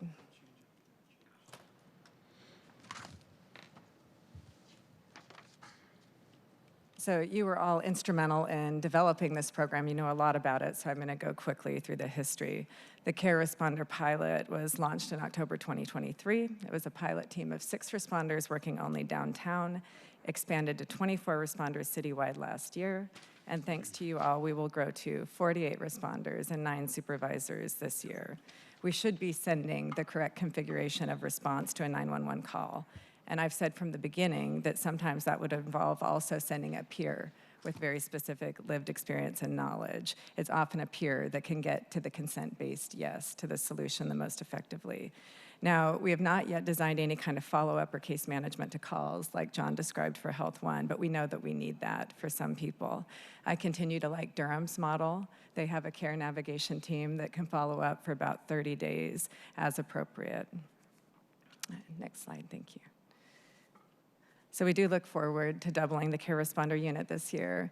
However, we're still very constrained by the lack of care staff to fulfill administrative functions in areas like HR and training, and also by city process. The new crisis responder pockets were just approved last week by Class Comp. We are prioritizing the hiring of the supervisors first. The supervisor positions should be functionally similar to sergeants. They need to be available in the field for triage and support. We have 3 care responder zones, north, central, and south, with 2 offices in each zone. Appropriate coverage would mean having a supervisor available in each office each day, and so that would currently mean 12 supervisors instead of 3. Next. Under the constraints of the current SPA contract, care responders are permitted to respond to persons in public space with no evidence of substance use nor encampment. Now, we had interpreted the contract to mean that so long as a person is not inside a place where they could be trespassed, care responders could help them. However, last week we were advised that we were not permitted to be dispatched to any private property where someone could be trespassed, including outdoor parking lots. What this means, and this actually happened last night, is that someone can be in a QFC parking lot, clearly struggling mentally or emotionally, and when that QFC employee calls 911 and asks if we can send someone to provide resources, our only option is to send an officer. We are not even permitted to send an officer and dual dispatch the care responders at the same time. Now, in 2024, we scrutinized call types that never or extremely rarely resulted in any kind of law enforcement action and recommended that this data inform contract negotiation. The call types we studied represented more than 47,000 calls annually. We were led to believe that what we were recommending was being endorsed and advocated for, and that negotiations were going very well. And so as such, my teammates went to work drafting new trainings and 911 protocols, and the department waited with anticipation for the day that we could start sending the best first response to so many neighbors in distress in pursuit of breaking destructive cycles. We were also very excited to free law enforcement up to get them to the calls that only they could go to. Because of the current exclusions, although about 2,400 calls come into 911 every day, we estimate that perhaps 10 to 20 would qualify for care solo dispatch. Again, it would have to be a person on public property, meaning government-owned, without a minor present, without evidence of substance use, and without tents. Next. To date, CARE has logged on to about 10,000 CAT events. However, fewer than half of those have led to a report in our Mark 43 RMS, which means several things. It means that we either logged ourselves on to an area proactively where we think we might be needed, or we arrived and could not locate the neighbor in need of support, or we have been canceled en route to the call or waved off. And so what that means is that this clinical, highly skilled, highly trained care responder teams, too often they don't even get a chance to engage. They don't even get a chance to try to connect people into services. Now, this chart, at a glance, it looks like we're trending in the right direction with regard to utility, but it doesn't reflect staffing. The team grew 400% from mid-2024 to mid-2025, and so we should have seen at least a 400% increase in calls handled. In 2024, you can see that uptick in on-views, that light blue area, and that was me stressing that they must go out and engage proactively in between calls. They were being underutilized. You can also see last year when there were more dual dispatches, that was as 911 got comfortable and acclimated to the idea, and also as managers started doing more after-action reviews, ensuring that we were tightly complying with the protocols to send care. Today, we estimate that the 24 responders are on average fulfilling only 28% of their capacity due to the constraints described, and so we must innovate. It is unacceptable to not fully maximize this important team, and it's also unacceptable to waste even $1 in such a challenging budget environment. Next. To date, welfare check and assist the public have been the two most common call types we responded to, followed by person down in crisis. There is tremendous overlap and subjectivity in call types. Missing child is an all-hands-on-deck call type. We're not handling those alone, but rather we're assisting. And for domestic disturbance, we're generally called upon to help with resource navigation. At times, we connect folks after hours to the victim support team, Safety In program, which provides short-term emergency housing. Kaylee DiMaggio and HSD has been one of our most valued collaborators. John's nodding too. And she also trains our team around domestic violence resources and responses. And so I'd remind you all that call types in 911 originated in policing, and they're fundamentally quite antiquated. Nationally, we want to move toward criteria-based dispatch. 911 dispatch should be objective, independent, intelligent, and designed to not default to a law enforcement response. Next. Care responders should be the connective tissue between the public safety system and community resources. We have spent a tremendous amount of time mapping the system and identifying who serves which population best and what exclusionary criteria exist for different resources. Our treasured PDA colleague, Simone Walcott, once said in front of me, "People are not service resistant. The services are people resistant." And I have quoted her ever since. For example, someone may be a perfect fit for a shelter, but they are precluded from admittance because they've soiled themselves or because their dog doesn't have a leash or they're partially clothed and barefoot. Our responders can resolve these minor issues and ensure that the person is admitted. This past Sunday, a call came in from an older man, a veteran, whose heat had been shut off for days and he was freezing. Our responders took him a space heater and then talked him through how to regain his power the next day. So some issues like that can be very quickly resolved. Next. Several trends have remained steady since the inception of the program. We give rides on about 30% of the calls. People come into services about 40% of the time. The responders record not only the CAD data, things like how they were dispatched, response time, whether police stayed, call type, but also their assessment of whether they left someone better equipped in some way. The perception of increased willingness to accept services is one of the most interesting metrics we track. Now, the data point here about SPD staying for the duration of more than a third of the calls should not be misconstrued to imply there was a safety concern. This is nearly never the case. This happens when there is concurrent work being done by SPD while care is providing support, or sometimes a call is quickly resolved upon arrival and both weeks depart. The care responders do document when they felt a situation was unsafe for them alone. We track this closely.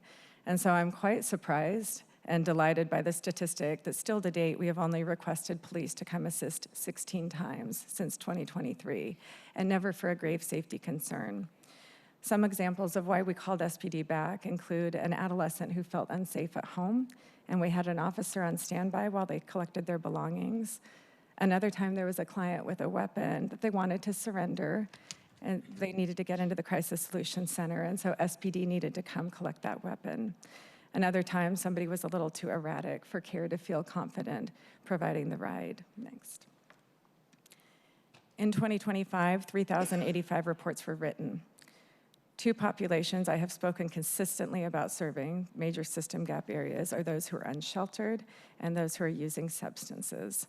You will note here that we serve all types of people. We were surprised by the gender disparity trend between men and women and are concerned that perhaps we are not serving women as often as we should because they have children with them. Next. So 911 was removed from SPD in 2021 with the intention of creating a new civilian chain of command responsible to design and dispatch the best first response to a 911 call or divert the call to another proper resource. By Ordinance 126954, the Seattle Care Department is responsible to, quote, identify, triage, dispatch public safety service requests to first responders and other community resources most appropriate to quickly and safely respond and resolve the requested need. And we're also required by that ordinance to provide diversified community-focused responses to 911 calls identified as behavioral health. Next. So this response protocol represents workflow, although this is somewhat aspirational. In truth, Seattle 911 either routes a call to the fire department for triage and dispatch, or we default to police, with the exception of the handful of calls that fall within that narrow care responder parameters, those set today. We do not currently dispatch the CSOs, but I have been advised that we will. Next. This is the current acuity map of where things sit. We've got police and fire co-response teams. They go out to high acuity calls where we think there could be an arrest on the SPD CRT side, or someone could be taken to Harborview. So that's the real distinction with Health One. We think there is a more acute medical aspect to the call. CARE should go to clinical calls that don't fall in either category, and there are tens of thousands of those calls every year. Beyond the other two public safety departments presenting here, we work very closely with King County Behavioral Health, Public Health, the prosecutor and city attorney offices, the King County Jail, the crisis care centers, and many nonprofits. I've illuminated some of the restrictions, perceived restrictions on the care responders today, but I can share that we have recommended a number of strategies to be able to get this team to thousands of calls. We're currently working in tight coordination with King County Jail to ensure that rather than releasing neighbors daily into crisis and homelessness, deputies can now call us directly to provide resource navigation or a ride. About half of the folks exiting King County Jail every day exit into homelessness, and so it's predictable that things will go from bad to worse. I have proposed we do something similar with Harborview. Let's get out ahead of that predictable 911 call. I've recommended for 2 years that we also integrate the care responders into the 988 system, and the crisis connections leaders have been fabulous and very willing collaborators. They already dispatch a team to behavioral health calls around the county and would love to have another resource for Seattle. We have recommended establishing a clinical care navigation line specifically for providers and businesses who frequently interact with persons chronically in crisis. And I was told last year by our labor negotiator that this is perfectly fine if the calls are clinical in nature. Now, last week, I had a conversation with one of my favorite people in town, Amari Salisbury. He reminded me, as so many often do, that the work of the care responders represents one of the only promises made and kept to his community since 2020. And so we must not break that promise after so much progress has been made. And when there is so much local and national consensus that highly trained, professional, clinical first responder teams are absolutely crucial to breaking cycles of crime and crisis. I am unwavering in my support of law enforcement, which support was never contingent on their support of me. Police officers and care responders are trained differently. They analyze behavior through very different lenses, and they have very different and distinct crucial roles to play in advancing public safety. And so I will continue to stress that we must design and grow first responder teams relative to the data. which is why I continually stress the need to grow both the Health One team and the police co-responder team, both highly specialized and desperately needed. And I do want you all to know that I am undaunted. I am not troubled when I am mocked. I'm not troubled when I'm vilified, but I do lose sleep most nights thinking about the many neighbors we collectively failed that day. I think about the calls that took hours to respond to or got no response at all because of territorialism, process, bureaucracy.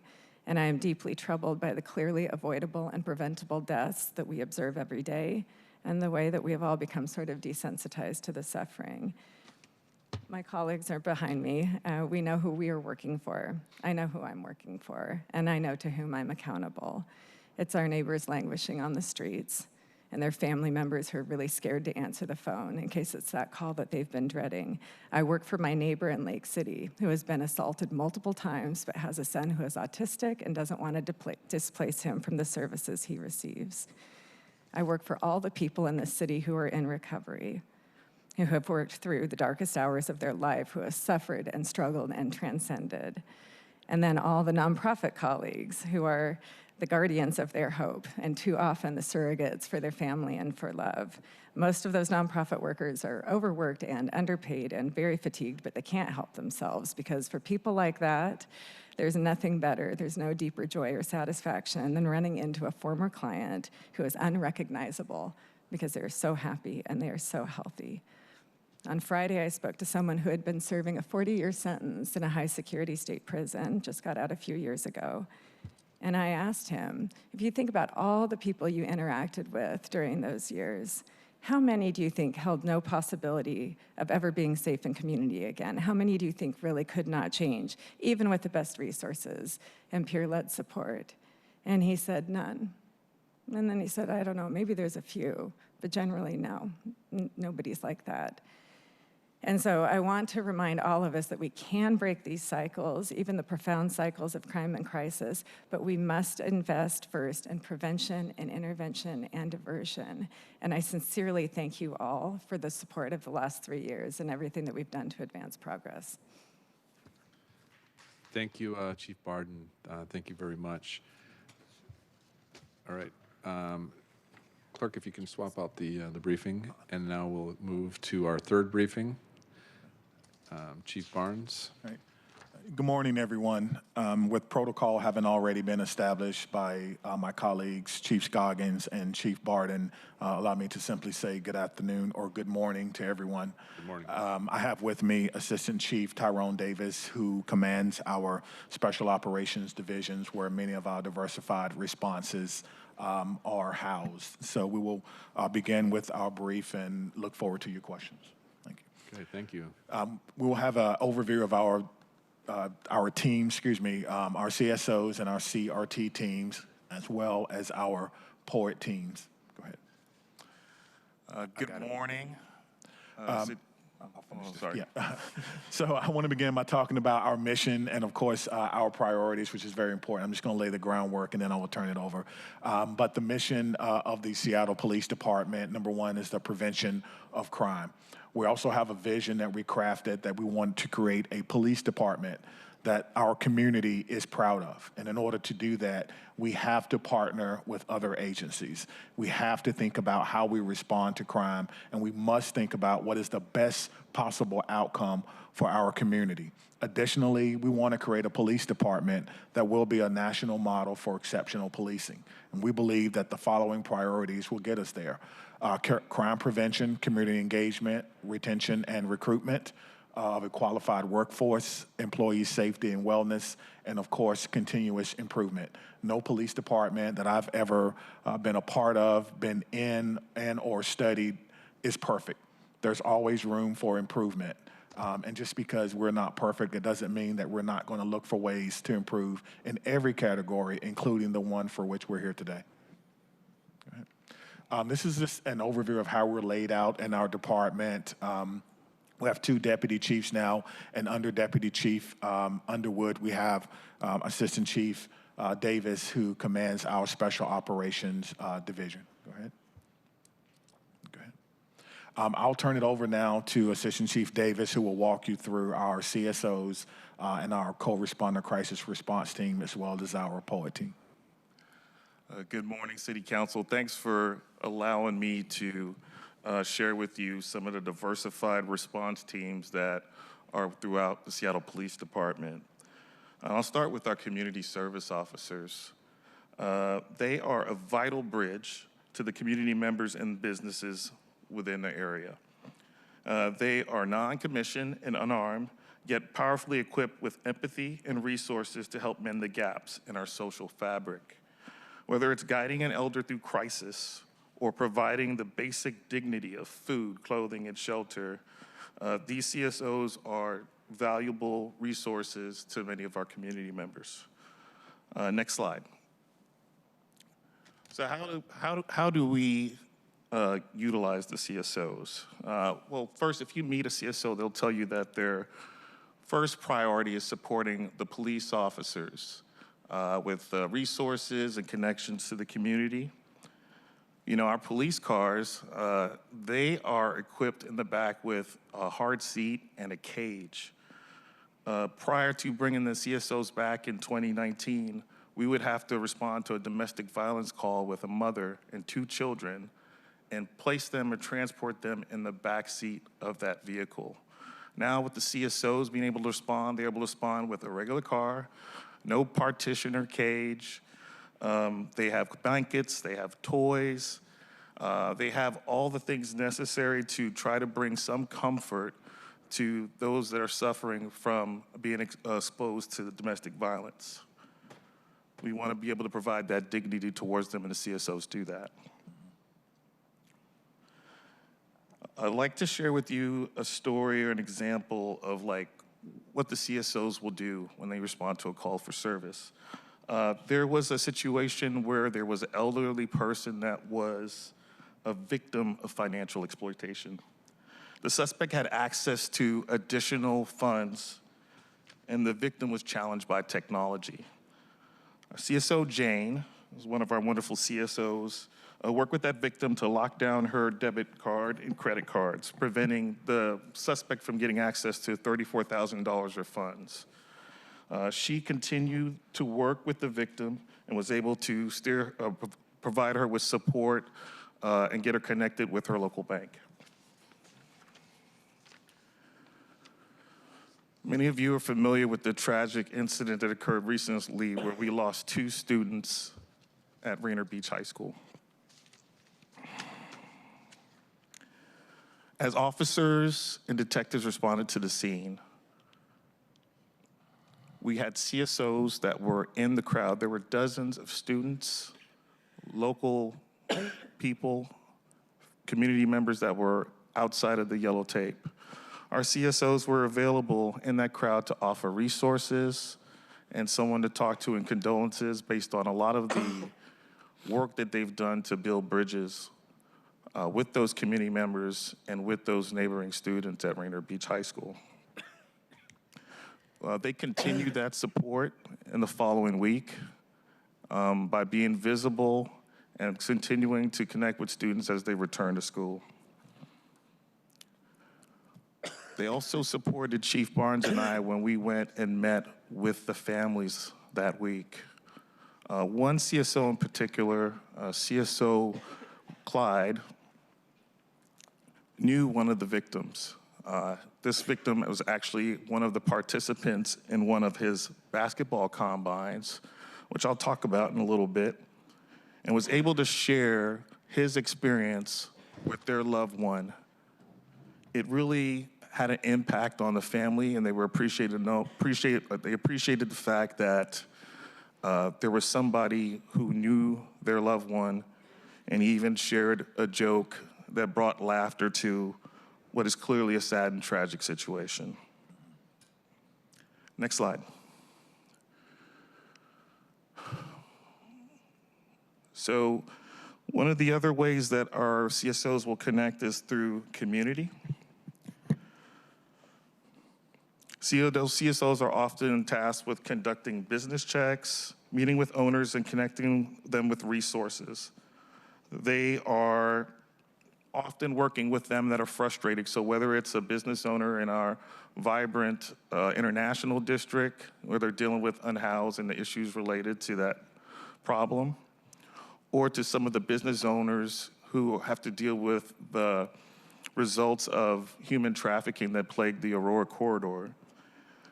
They are another valuable asset in terms of connecting people with those resources that'll help to keep their neighborhoods safe. They work with city departments. They work in community centers with the Seattle Parks Department. They work with other local organizations and community groups within their respective areas. Next slide.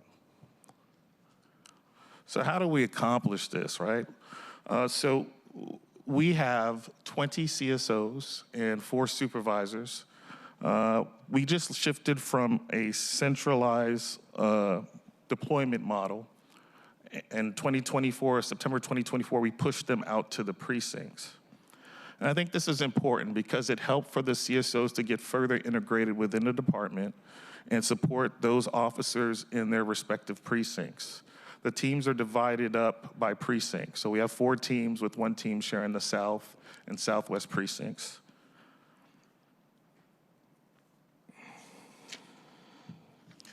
And I think it reflects in our stats and our data. In 2025, CSOs responded to what we call computer-aided dispatch.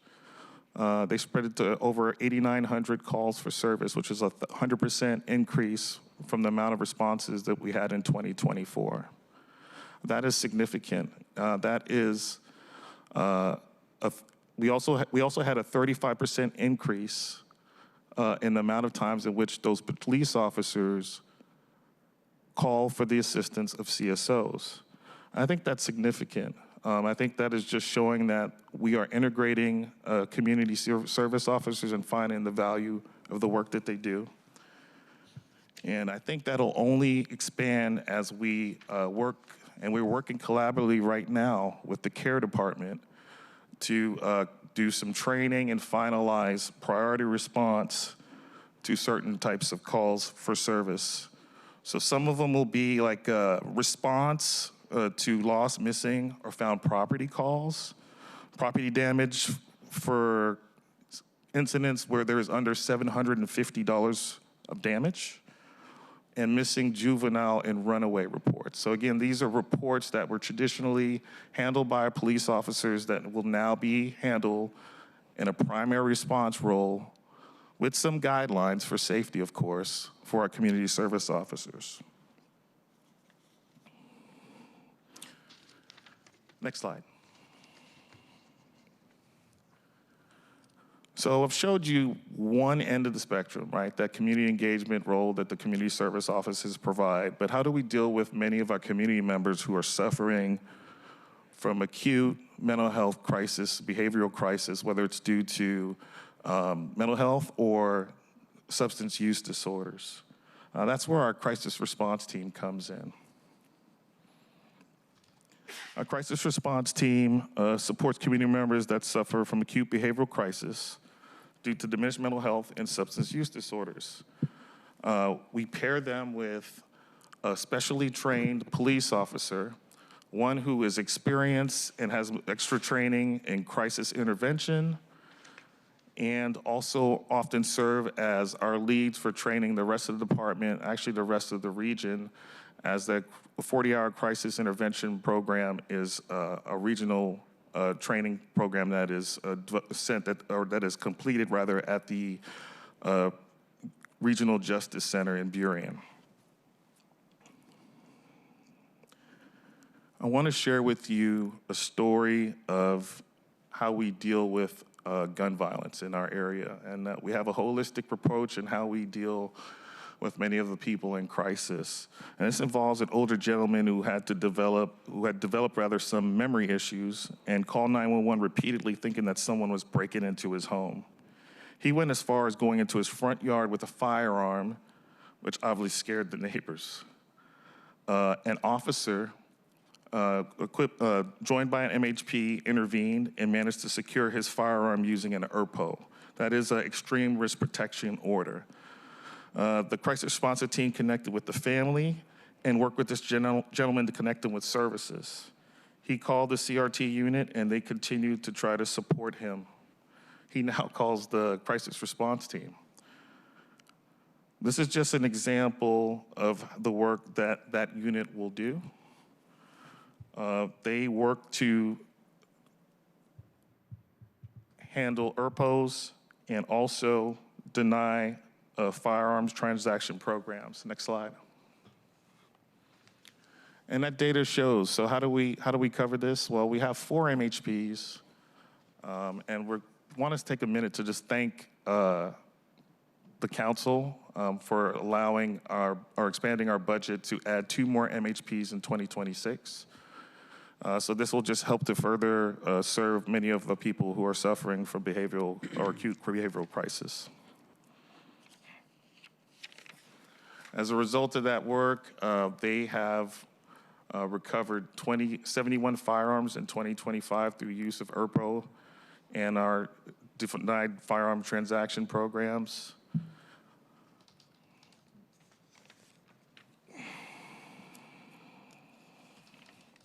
Next slide. I want to talk about other types of response. We have the police outreach engagement team, which I'll highlight here in a bit. Also want to talk about the work of our crime prevention coordinators rather. Many of you know former council member Mark Solomon, who currently serves as our crime prevention coordinator at the South Precinct. These crime prevention coordinators are instrumental in developing strategic plans on how to address issues within their respective precincts. This will include like connecting with businesses about crime prevention through environmental designs, improved lighting, working with the Seattle Department of Transportation, or working with King County Metro about moving bus shelters. These are some of the things that they do to help make those areas safe. They also look at strategic plans and how to apply for grants, for example, so we can give back steering wheel locks to an area that's highly affected by stolen vehicles. Our parking enforcement officers are essential. They assist us with traffic control plans, whether it's a baseball game where they're fist bumping kids as they cross the street and keep everybody safe, or by just supporting all the efforts from our unified care team as we deal with RV mitigation for our unhoused. Our internet and telephone reporting unit is huge support. These are officers who take reports for non-emergency calls for service where a police officer does not need to respond to that scene. They've handled over 30% of the calls for service in 2025. So nearly 9,000 police reports were written by that unit. Also, thankfully, because we've hired so many officers over the last year, some of our students, as they return from the academy, will work in that unit for a while and get immediate practice in writing police reports to prepare them before they go out to the street for field training. Next slide. So I talked about our POET team briefly. This is a group that was formed based on what we learned through a Sentinel event review process following the 2020 demonstrations and riots. These are what we call dialogue police officers. That's a concept that we stole from different agencies in Europe. We borrowed. So Thank you, Chief, for that clarification. we still work with, and we still work with Dr. Stott, who is the one who kind of helped us to develop this program today. So, I think Dr. Stott will appreciate that correction. But these officers, we often say it with our incident commanders, they lead with POET. That means is that they will work with local organizers for demonstrations, whether they're planned or unpermitted, and work to find out like exactly what it is that they want from a police for support. They're very crucial in giving the incident commanders real-time data in terms of the tone and tenor of the crowd and how we can best respond. As they continue to work with many of these organizers, they've developed relationships. And so now we're actually able to call them sometimes days ahead of the event and start to work out some of the details that will lead to them having a safe opportunity to exercise their First Amendment rights. Next slide. So how do we do this? Well, first it starts with officers who have that sort of work in their heart. The POET unit is not a permanent unit. All of the officers and sergeants that support the unit have different jobs. But when there's a special event, we often count on them to do the work that I just described.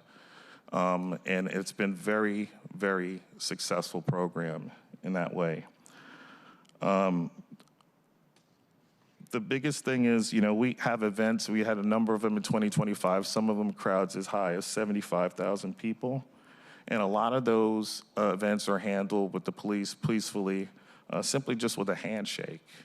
And I think that's a testament to how we've evolved as an agency and how we deal with special events and demonstration management. And I think with that, for the sake of time, I'd like to end with my presentation. Thank you so much, and I appreciate the briefing from the police department, Chief Barnes, CARE, Chief Barden, and Chief Scoggins starting us off with fire. As noted by my colleagues, a lot of great information, a lot of issues, a lot of things to digest, and so I'd like to open up questions for my colleagues. Probably given the, we can go over hopefully a little bit, but direct to the questions. And over to you, Vice Chair. Thank you, Chair, and thank you, Ms. Allison Holcomb from the Mayor's Office, Chiefs Scoggins, Barden, and Barnes, and your respective teams, some of which are represented here in the audience. Really appreciate all the terrific work you all do every day to keep us safe in so many meaningful and impactful and truly profound ways. And really also appreciate the collaboration amongst you all, working together towards a shared goal of keeping us safe. And on the fire side, first I'll note Health 1, Health 99, mission critical health-related alternative responses for our community. I receive so much praise and kudos towards the fire department for the work that Health 1 and Health 99 respectively do every day. Care department, such a terrific visible presence, and I'm so honored to have been able to help provide funding to help expand the organization to make sure it's almost kind of 24/7, 365, but definitely citywide. That's a longer term goal. But bottom line is now you are able to do more, and I know my 116,000 plus constituents in District 1 really appreciate your presence, the presence of the care department responders in District 1, and I know that is shared. That sentiment is shared across the city as well. SPD, always appreciate all your partnership and the terrific overall work you guys do. I'll note that the CSOs in particular, special shout out to the CSOs. Councilmember Lynn invited all of us a few weeks back after the tragic murders of those two young men in Rainier Beach to stop by after school and show him support, and I took him up on his generous offer to visit his district and show support and solidarity for the students, teachers, families, and at that time, I think I did it on Tuesday or Wednesday of the following week after it happened on Friday. I was heartened to see so many and engage with so many community members, service providers, students, and including CSOs. They were there on the scene, and I'll say the CSOs on the scene there were much welcome by everyone present.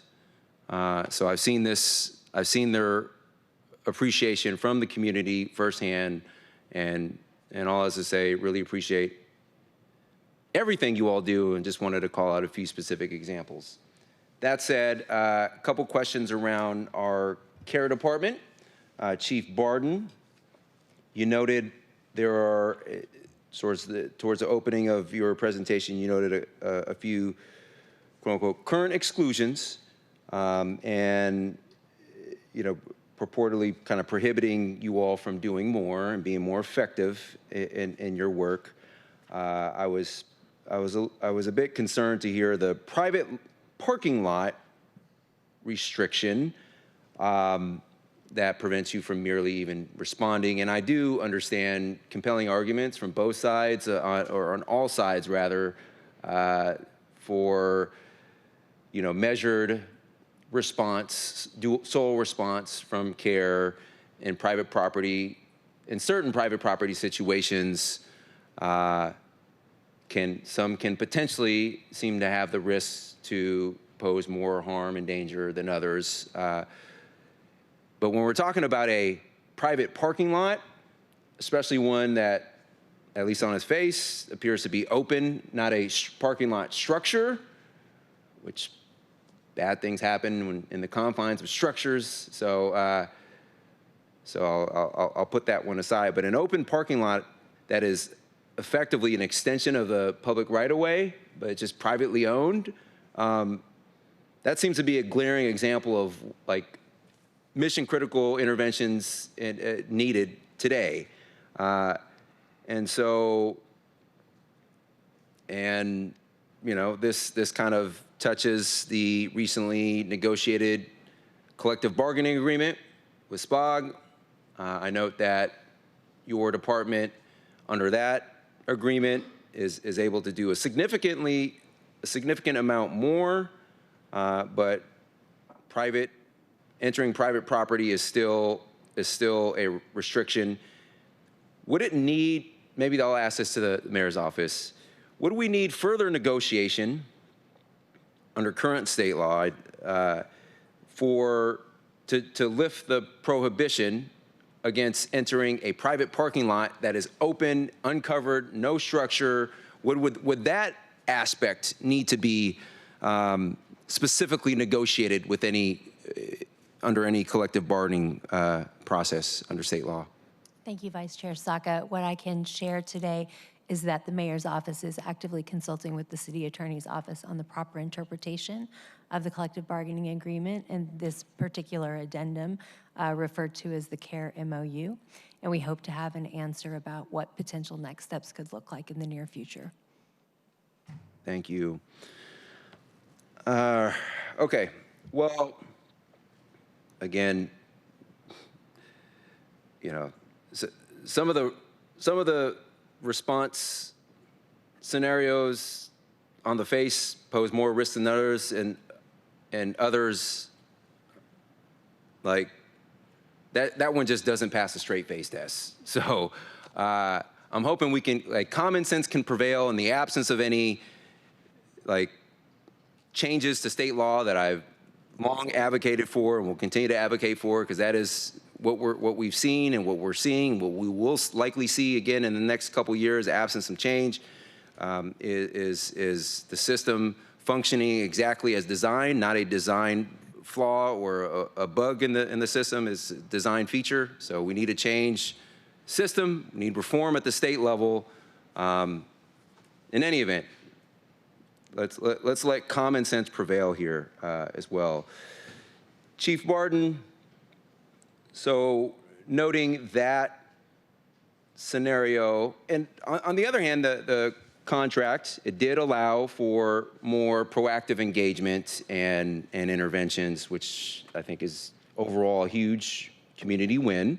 And I've, in the summer of '24, did a ride along or walk along with you all, and I'll under the then current rules of engagement in place, and I'll never forget walking along 3rd Avenue near the McDonald's in downtown and seeing and your trained social workers have they carry a variety of, tools and instruments and supports with them, including socks and snacks and chips and the like. And I'll never forget seeing a gentleman who was sprawled out on the street near that location in clear and compelling crisis situation, needed an intervention of some sort, cheeks all out, very clear, visible, needed help. And under the then current rules of engagement, couldn't proactively, in the absence of SPD dual dispatch, couldn't even offer. If anyone in the world at the time needed some socks and a snack, at a bare minimum, it was that gentleman. And so the good news with this collective bargaining agreement is that it did unlock the ability for proactive sole dispatch engagement in those kind of scenarios, and that was on a public sidewalk, by the way.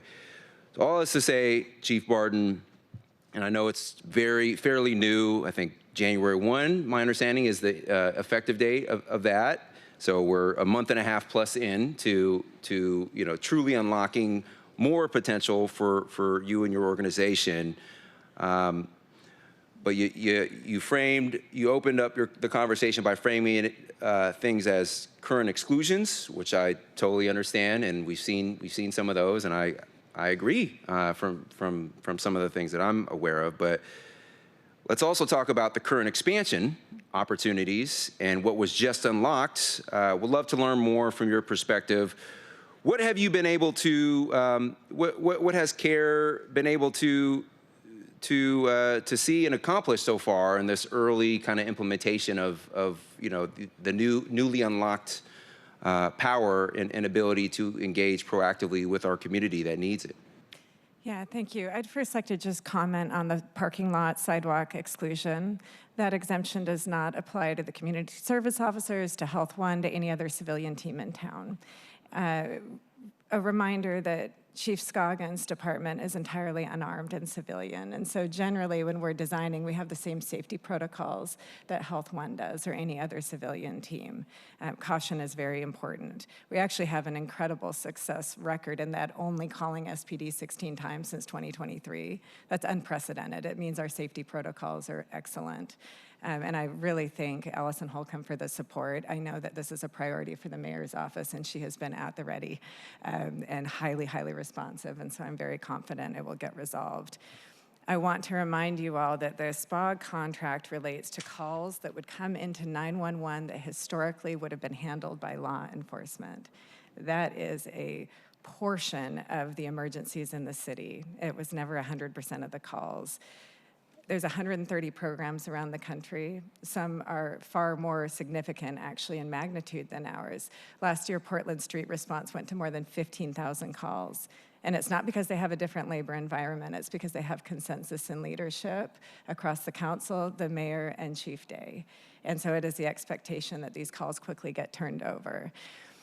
The bright spot for me in January, the really good part of the contract, two things. It makes CARE permanent, and I thank you all for that. It releases that headcount restriction and says this is a permanent part of the ecosystem.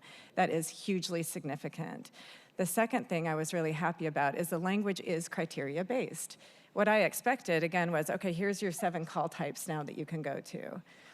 On the contrary, it says, in these types of crisis situations, without these things, you can go. And that is a good step in the right direction. I thought that my folks in 911 were going to be very concerned because the language is subjective. On the contrary, they were more thrilled and ready than I ever could have imagined. It's hard to be in 911 watching a call hold for 3 hours, watching somebody get worse to have nobody to send. And so I thought it was going to take several months to roll out the new protocols. It didn't. In a week, everybody was already ready to go and they're ready to dispatch. We're getting much more tightly coordinated in the behavioral health system, and again, embedded in the jails. We're trying to do what John described. When he had those different scenarios where it was in the space of about 24, 28 days, you start to see someone actually stabilize. We want to fulfill the same role. We often hand off to Health One. Health One often hands off to us. But we know we need to see how that person's doing in the system. So if they're actually worse in 4 or 5 or 6 weeks, we can try something different. The other best thing happening currently the last 6 weeks is we have the lead contracts and the co-lead contracts. And so we're starting to see, oh, this is where the emergency housing availability is today.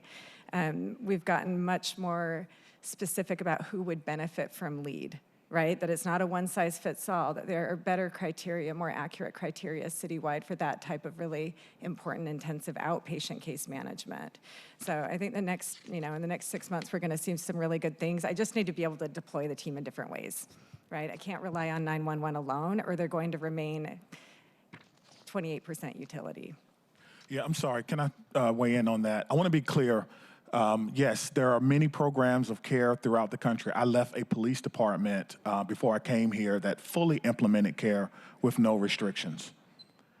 Chief is right. The consistency, leadership, and council, the mayor's office, and the chief of police, which is the same thing here. So I want to be clear. I support the care team. I support the work that they do. Earlier, we talked about lived experience. I have lived experience. And the next time we have our one-on-one, I'll share with you the story of my cousin that was shot and killed by the police while experiencing a mental health crisis. So I have skin in the game. So I want to be clear that our department respects care. Our officers will be abiding by the MOU. If we want to change that, that's fine. But there is broad support for this type of work. And as I always say, there's enough work to go around for everyone. Thank you, Vice Chair. Thank you to Chiefs for that. Thank you. Yeah, thank you. Councilmember Lynn. Thank you, Chair. I believe Councilmember Foster had her hand up. I'm not sure if we're going in order. Or, traditionally, we go committee okay. members first, Understand. but Okay. We can. How about you just go? Okay. Thank you so much. Thank you all for being here, and I just want to chime in on that last point. There's enough work to go around. I fully agree, Chief. And if we had more time, I would love to hear sort of how that need has probably grown over time. At least in my lifetime, it seems like it has grown. And I think of you as our crisis responders. And unfortunately, we see so much of our community in crisis because of the failures of our many systems, our housing system, our mental health system, our behavioral health systems.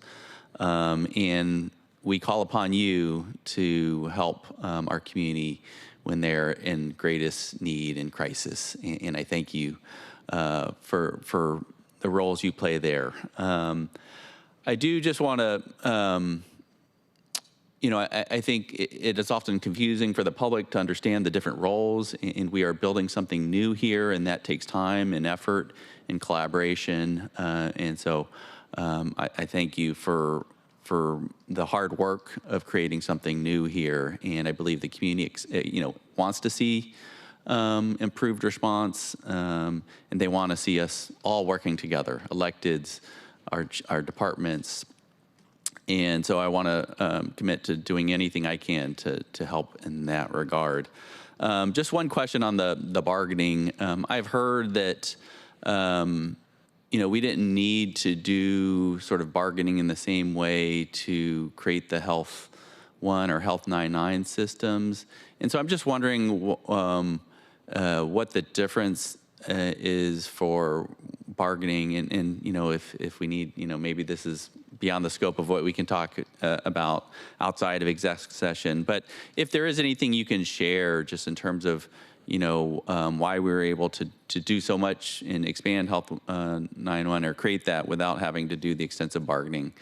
And I guess I'll just say one last point. To the extent that we need to go for legislative relief at the state, with our state legislative committees, please, work closely with them. And again, I would love to work with you all to make sure that if we need amendments to our state code to allow this, we should be prioritizing that.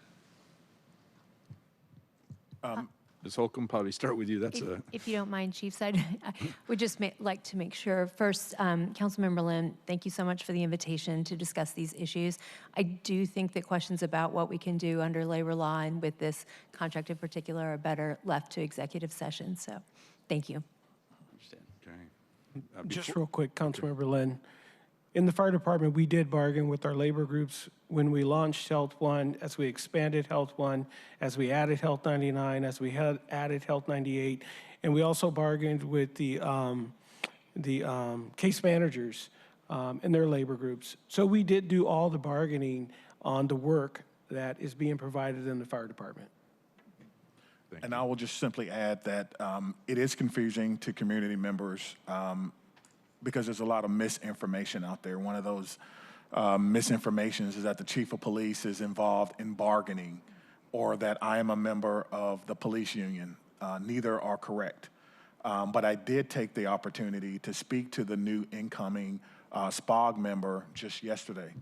And he informed me, and he said I could say this publicly, that they support CARE, but they want to abide by the MOU or the agreement.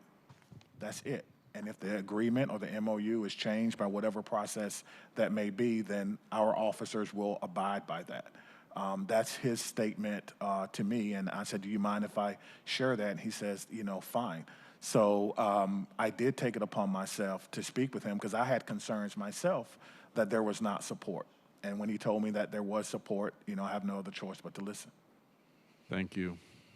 Always important to address misinformation at the beginning of this, at the end of it. Councilmember Rivera. Thank you, Chair, and thank you all for being here. And in the interest of time, I'm just gonna, I'll follow up separately with questions, but I'll just say publicly that, you know, I have the pleasure of working with each of these departments. I've had the pleasure of working with Chief Scoggins for 9 years now in my prior roles, and I am so honored to work with Chief Scoggins and his entire team at SFD. The work that you all do in general, and then with Health 99, and then the newer Health 98 are invaluable. And I see, and we meet regularly, I see the value that you add. So I just want to thank you and underscore that.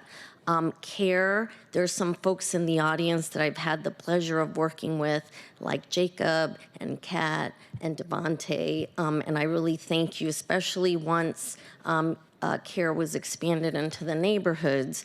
We have CARE in the University District, and they've been a really great resource in the U District. I look forward to working more closely with the team. I thank them for, I've had walks, community walks, public safety walks that they've joined, and I'm very appreciative of that.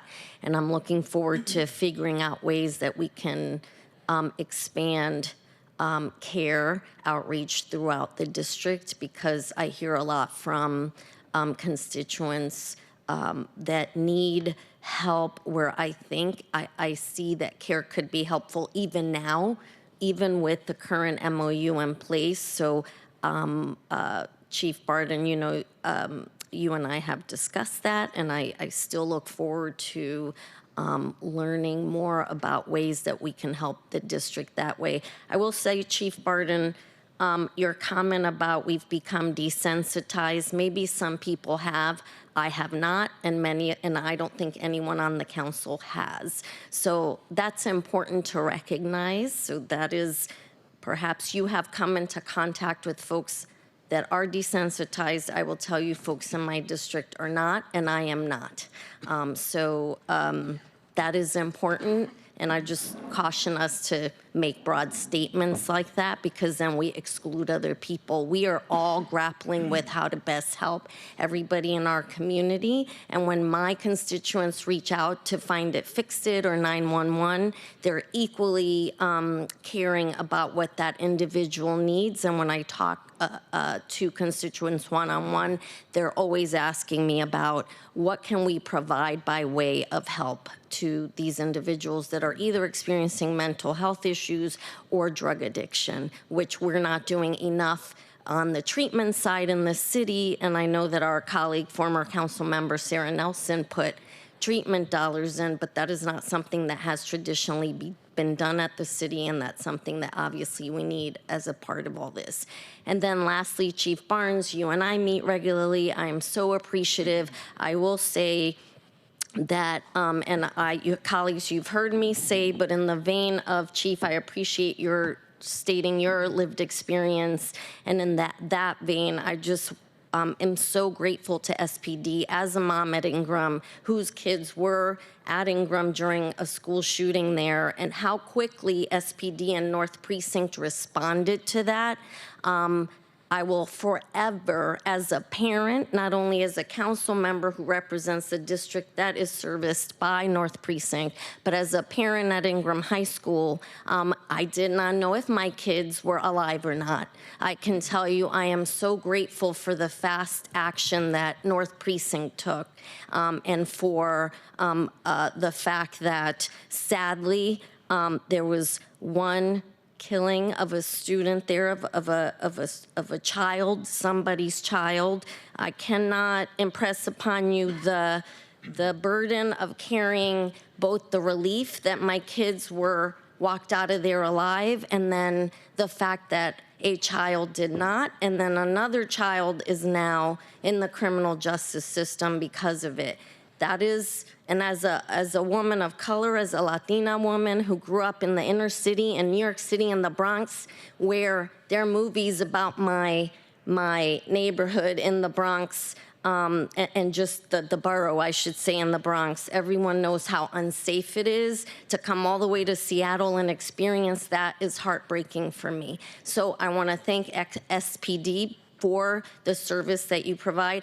I agree, there's plenty of work to go around, and we need to work together. And so what I would like to see is working together, less accusatory language, and how can you be, a person of change to really work together to make things happen. So rather than constantly pointing out maybe the negative and what is not going well, let's hear about what is going well and how you can help make things better. Because I think it's really hard to constantly hear this isn't going well, this isn't going well. We know it's not going well. How can we do better?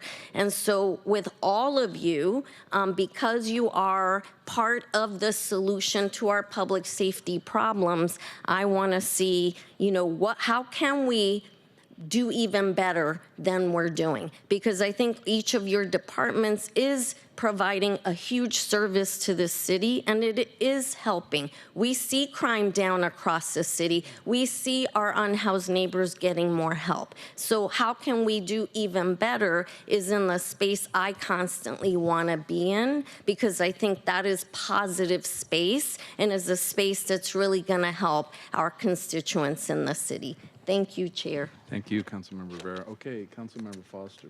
Thank you so much, Chair. I have a couple of questions for different folks in the panel, but first I want to say thank you to each of you, chiefs, for the time that you spent with us today and for the briefing on the various types of unarmed response that we have in the city. I want to start, Chief Scoggins, I'm really excited to hear about the updates from Health 99, and particularly with having the Orca Center online and hearing how that's already making an impact. So I just want to commend you and your department on that first. And then I want to ask, just for clarity, is it correct that there are no restrictions on where Health 99 can respond in the city? Yes, that is correct. And is it correct that Health 99 is an unarmed civilian response? Not exactly. It's firefighters and case managers. So one civilian and firefighters are on that unit. Okay, thank you for that clarification. I appreciate that. I know I heard that earlier in the panel, and that was a point of confusion for me. But they are unarmed. That is correct. We don't carry firearms in the fire department. Correct. Okay. And the reason I asked that, and I think it's important because we're having this discussion around the care team and the locations that the care team can go. And no matter what we think about whether any of the presenters are being positive or being negative in their responses, I do want to be clear that my understanding of the MOU is that CRs from the care team cannot be dispatched in areas that are a known hazard, that they cannot be dispatched in areas where there is visible narcotic paraphernalia, that they cannot be dispatched in places that have been the subject of a call that is located in an open public location, or excuse me, it has to be an open public location. So those are restrictions that we have placed on one form of our unarmed civilian response that we have not placed on other forms of our unarmed civilian response. Is that correct? You can, any panelist can answer this, just for clarification. Sorry, Chief Scoggins. Yeah, and I should provide a little clarity here. So we can go anywhere in the city, but we have protocols established when things go sideways, when we call for help. So we have 3 different levels. We have an expedite protocol, and we will call CARE, and they will dispatch SPD to the scene, and that's generally a single officer. We have a fast backup protocol response. When we're on scene, it could be a medical call, it could be Health One, it could be any call. We will get more support from SPD. And then we have a third protocol called Help the Firefighter. That means that things have gone sideways and there's probably a physical altercation taking place and the firefighters are trying to get to a safe place of refuge. Every month, we have multiple expedite and fast backup responses throughout the city. Less frequent are the Help the Firefighters. Firefighters work hard to de-escalate. We have a sense of trust with the community. So there will be those situations where you do need SPD to help. So I don't want anyone to leave thinking that we don't run into challenges out there. I mean, a couple of years ago, you may remember you passed the ordinance to help us on scene because firefighters were facing a lot of challenges, and now it's a misdemeanor to impact the firefighter when they're trying to provide EMS care or just to put the fire out. And so now we have a tool that can help with that, and that's important. Thank you, Chief Scoggins. And let me just clarify, I didn't mean to imply that firefighters don't need the support, but I did want to get a chance to hear those protocols that you've been able to establish. And I think that's really important for us to hear, to sort of understand those mechanisms that we've already learned about to have different kinds of expedited response. So wanted to clarify that, and thank you for that. Chief Barden, did you want to respond? Yeah, that is the elegance of the design, is that care responders are integrated in the CAD and the RMS the same as police and fire.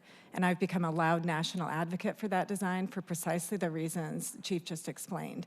The care responders, should they proceed and understand that the scene is not as secure as they thought, they can radio, same protocols, help the care responder, and get precisely the same result. And so I think that's really, really vital to good design. What's more common around the country is that you outsource the 911 call to a nonprofit, and then you lose that provision and that integration. Thank you. The other thing I wanted to hear more about, just following up on that, and thank you, Chief Barden, is more about the criteria-based dispatch, and that seems like what you're getting at right now, but if you can just explain a bit more. Yeah, the simple future state will be, do we need a gun and a badge? Is there a scientific, evidence-based reason to believe that we need that? And if so, we send that. Do we think that this might end up at the fire department or at the emergency department, or that there might be a fire? We would send that unit. If neither, you would send a civilian unit. So that's, I always say, wide lanes, high walls. We're starting to work new technology into call centers all around the country. We have one of the experts internationally, actually, in risk managed demand in the Seattle Police Department, who talks about that. You know, how do we use everything that could be known about a call or a location to better predict what is needed? And then I often teach that this is all fundamentally subjective. A 911 call is premised in what somebody thinks they are seeing or they think they're observing in a given moment of time. That is just fundamentally imperfect. And so that's why the call types are problematic. We often will assign something, oh, it's a trespass. Well, no, it wasn't a trespass. It was a man with dementia who didn't remember where his house was, right? So it kind of misconstrues that reality. So that's what I'm talking about, getting more simple about what is a mental health call. This year, I think in about 90 days, you will call Seattle 911, and you will get the options, police, fire, medic, or mental health. And then if you say mental health, then we're gonna start there, and then we will back into perhaps there's also a need for law enforcement. Thank you, Chief Barden. Yeah, I will also agree with that, with just the caveat that many of the calls are actually changed. And I'm sure we can get you data on how many calls turn out to be one thing, but they turn to something else. And it's not always downgraded. Some calls are upgraded. And so I've been to calls before where it was dementia, but when I got there, there was a gun stuck in my stomach because the person thought that someone was in their home. And you have to disarm them and kind of calm them down and try to figure out where family members are and things of that nature. So it is unpredictable. And so the issue with the criteria is let's hope that we're right and that we don't need a badge and gun. But I've also always heard that from time to time about a badge and gun. So I'm going to talk a little bit about the police experience. Most police officers that I have learned from and work with, they want to serve their community too. And simply having a badge and gun doesn't mean that we don't care, doesn't mean that we don't have children with autism, doesn't mean we don't have parents that are suffering from dementia. And we want to serve our community just like everyone else. Just because we have a badge and a gun doesn't mean that we should be relegated to certain types of calls. No one that I've worked with or that I have learned from got into this job to use handcuffs and a gun on work. We hope that we never have to do that. But there is a sense of just fulfillment from helping people and serving the community, and I hope that's never taken away from us. I appreciate that. Thank you so much. And I want to clarify, my intent in asking these questions is really around making sure that we have the right response to the right call. And I know that we all share that desire. It is certainly not about implying anything about the desire, the heart, and the service that come from our officers at SPD. So I really appreciate that, Chief, and I want to clarify my intent there. And with that, actually, I'll turn to my question for you, and I appreciate you, Chair, for the flexibility here. But Chief, can you speak a little bit to the training that the CSOs get? I was hearing a bit around sort of the mental health training in some of the other places, and I'm not sure I caught that in regard to the CSOs. Sure. Chief Davis. Sure. Council members, so the CSOs, when they first apply, they actually go through a field training program where they actually learn how to deal with community members. They also get some training in the form of crisis intervention training, because they often encounter people who are suffering from mental health problems. And so there's a number of things that we train them on. I don't have the entire list, but I can definitely share that with council at another time. And that includes, like I said, a written field training program that's several weeks and goes through many of the things that a CSO will face on a daily basis. Thank you. And I'll just say it'd be great to hear that as a follow-up to better understand the different kinds of crisis training that SPD does, that CARE does, that FIRE does, so that we can really understand what that training looks like throughout the system. I have more questions, but I'll send them in a follow-up email because I know I'm looking at the chair. So thank you so much for your time. Thank you, Councilmember Foster. I thought I was going to go, but Councilmember Juarez wanted to... I can wrap this up fast, Chair, I promise. Okay, wrap, and then I'll wrap and we're done. Okay, time. Yes, I'll be very quick. I want to make a few points here. I just want to point out very quickly that we moved to a district system in 2015 because we recognized citywide that districts in certain parts of the city needed to be represented. So I believe for a district representative that we do honor the needs of our district, but we serve the city and the people of Seattle. In that my vote as a D5 representative weighs just as much as a council member Alexis Mercedes Rink and council member Dion Foster, who were elected at large. And it's important to note that. But I do want to thank Allison Holcomb for being here. I recognize her from her leadership from the ACLU, Chief Barden, Chief Scoden, when we brought her on. Of course, Chief Scoden been working with him for a decade, and Chief Barnes, the work that we've done together since you've gotten here. There's a few points I want to make. First of all, I really want to point out and thank you, Chief Barden, for pointing out that 911 calls did originate in policing, and we have recognized that. And I think when we moved 911 in 2021 out of SPD, that was some step in that recognition. That in 2020, we wanted to make those changes. Is it perfect? No. Do we have more work to do? Absolutely. And I think that's what we're trying to get at. I think that people also forget that, knowing the history of police departments, I understand the origin of police departments from the 1860s. I get it. But you know what? That's 250 years ago. We are trying to make it right. We are trying to do the right thing. We don't always get it right, but the fact that we have you here, Chief Barden, and we now have this team, this holistic team, that policing has changed, 2020, the consent decree, all of that in the last decade that I've been around. I mean, and this is the historical perspective, we've come a long way, but we do need to go further. And I want to make sure that you know that I heard you loud and clear and acknowledge that a labor agreement can be and has been restrictive, that the message has been received. And that's probably all I can say, because as you know, those are collective bargaining agreements and those are done with attorney-client privilege. And I've done them with chiefs, with the fire department and the police department and the other unions that belong to the city. So I want to thank you for your good work, and I'm here to help all of you make our city safer, take care of our relatives and our neighbors everywhere, and just echo some of the sentiment that my colleagues have shared with you today. And just say this on a personal note.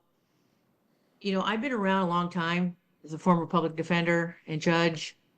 I have two nephews that are police officers. I was around for defund the police. And yeah, I get it. But at the end of the day, we have a charter and we have city, and public safety is important. And you're right, just because someone has a gun and a badge doesn't mean that they're going to use it. It doesn't mean that they don't have compassion. And sometimes they do. They don't, I mean. Trust me, I've been a public defender. I'm just going to say this, Chief, you probably know this too, but I'm going to close out here. Witnesses lie, cops lie. I cross-examine them, I get it. But a lot of people do. Nobody's perfect. I don't expect that. But what I do expect is integrity, humility, safety, and a willingness to change policing to actual community policing, to protecting and serving, because I think that should be first and foremost. Thank you, Mr. Chair. Thank you, Councilmember Juarez. I just want to thank Ms. Holcomb, Assistant Operations Manager for Public Safety, Chief Scoggins, Chief Barden, Chief Barnes, Assistant Chief Davis. The reason why we schedule this meeting this way is, I think, now very abundantly clear. It's, again, not by accident. And I've always said, I said this in 24, right, Chief Barden? I said it in 25. There's always going to be adjustments that are going to be made. And I don't look at this negatively, because I've been through this before where you have to go through these big changes. Changes need to be made, but we need to have a lessons learned mentality where we look at, okay, we need to fix, we need to adjust, we need to do this. And this is what we've been doing in public safety, looking in that onion, pulling back and finding, oh, here's the next thing that needs to be worked. And our strategic framework plan gives, a plan for this. And my intention, again, not by accident, my intention is to work with Mayor Wilson. I think there's win-wins here. I think we can work these pieces. Chief Barnes, I really appreciate your points that you've made. Very important to be made. And so we need to address the seam, between public safety and, public health and housing and human services. We need to work these pieces. We have to have a functioning criminal justice system. All these little pieces, KCJ, King County Jail. And we need to work these things. And in that world, too, fixing ordinances. I mentioned early on, hey, we need to fix ordinances. We did it with chief of police investigations, not related to a current chief. Chronic nuisance properties and these. And I've said this, we had an OIG here. We need to work on public drug use and possession bill. So much has changed. We have care department now. We have all these different pieces. We have PDA that's now under care department. We deliver care. So we need to work these pieces. We need to do it collaboratively, and I think we'll get there. And I want to thank, by the way, to close, everyone behind you, the folks from CARE, from the various departments, the PDA side as well. We deliver care, everybody that's here, public commenters, because we need to work through these pieces. And these are major pieces, and I think we can do it. We will do it, because we don't have a choice. And so that closes me out. So we've reached the end of today's agenda. Is there any further business? I think not, now that I'm down to 3. So we are adjourned. Thank you.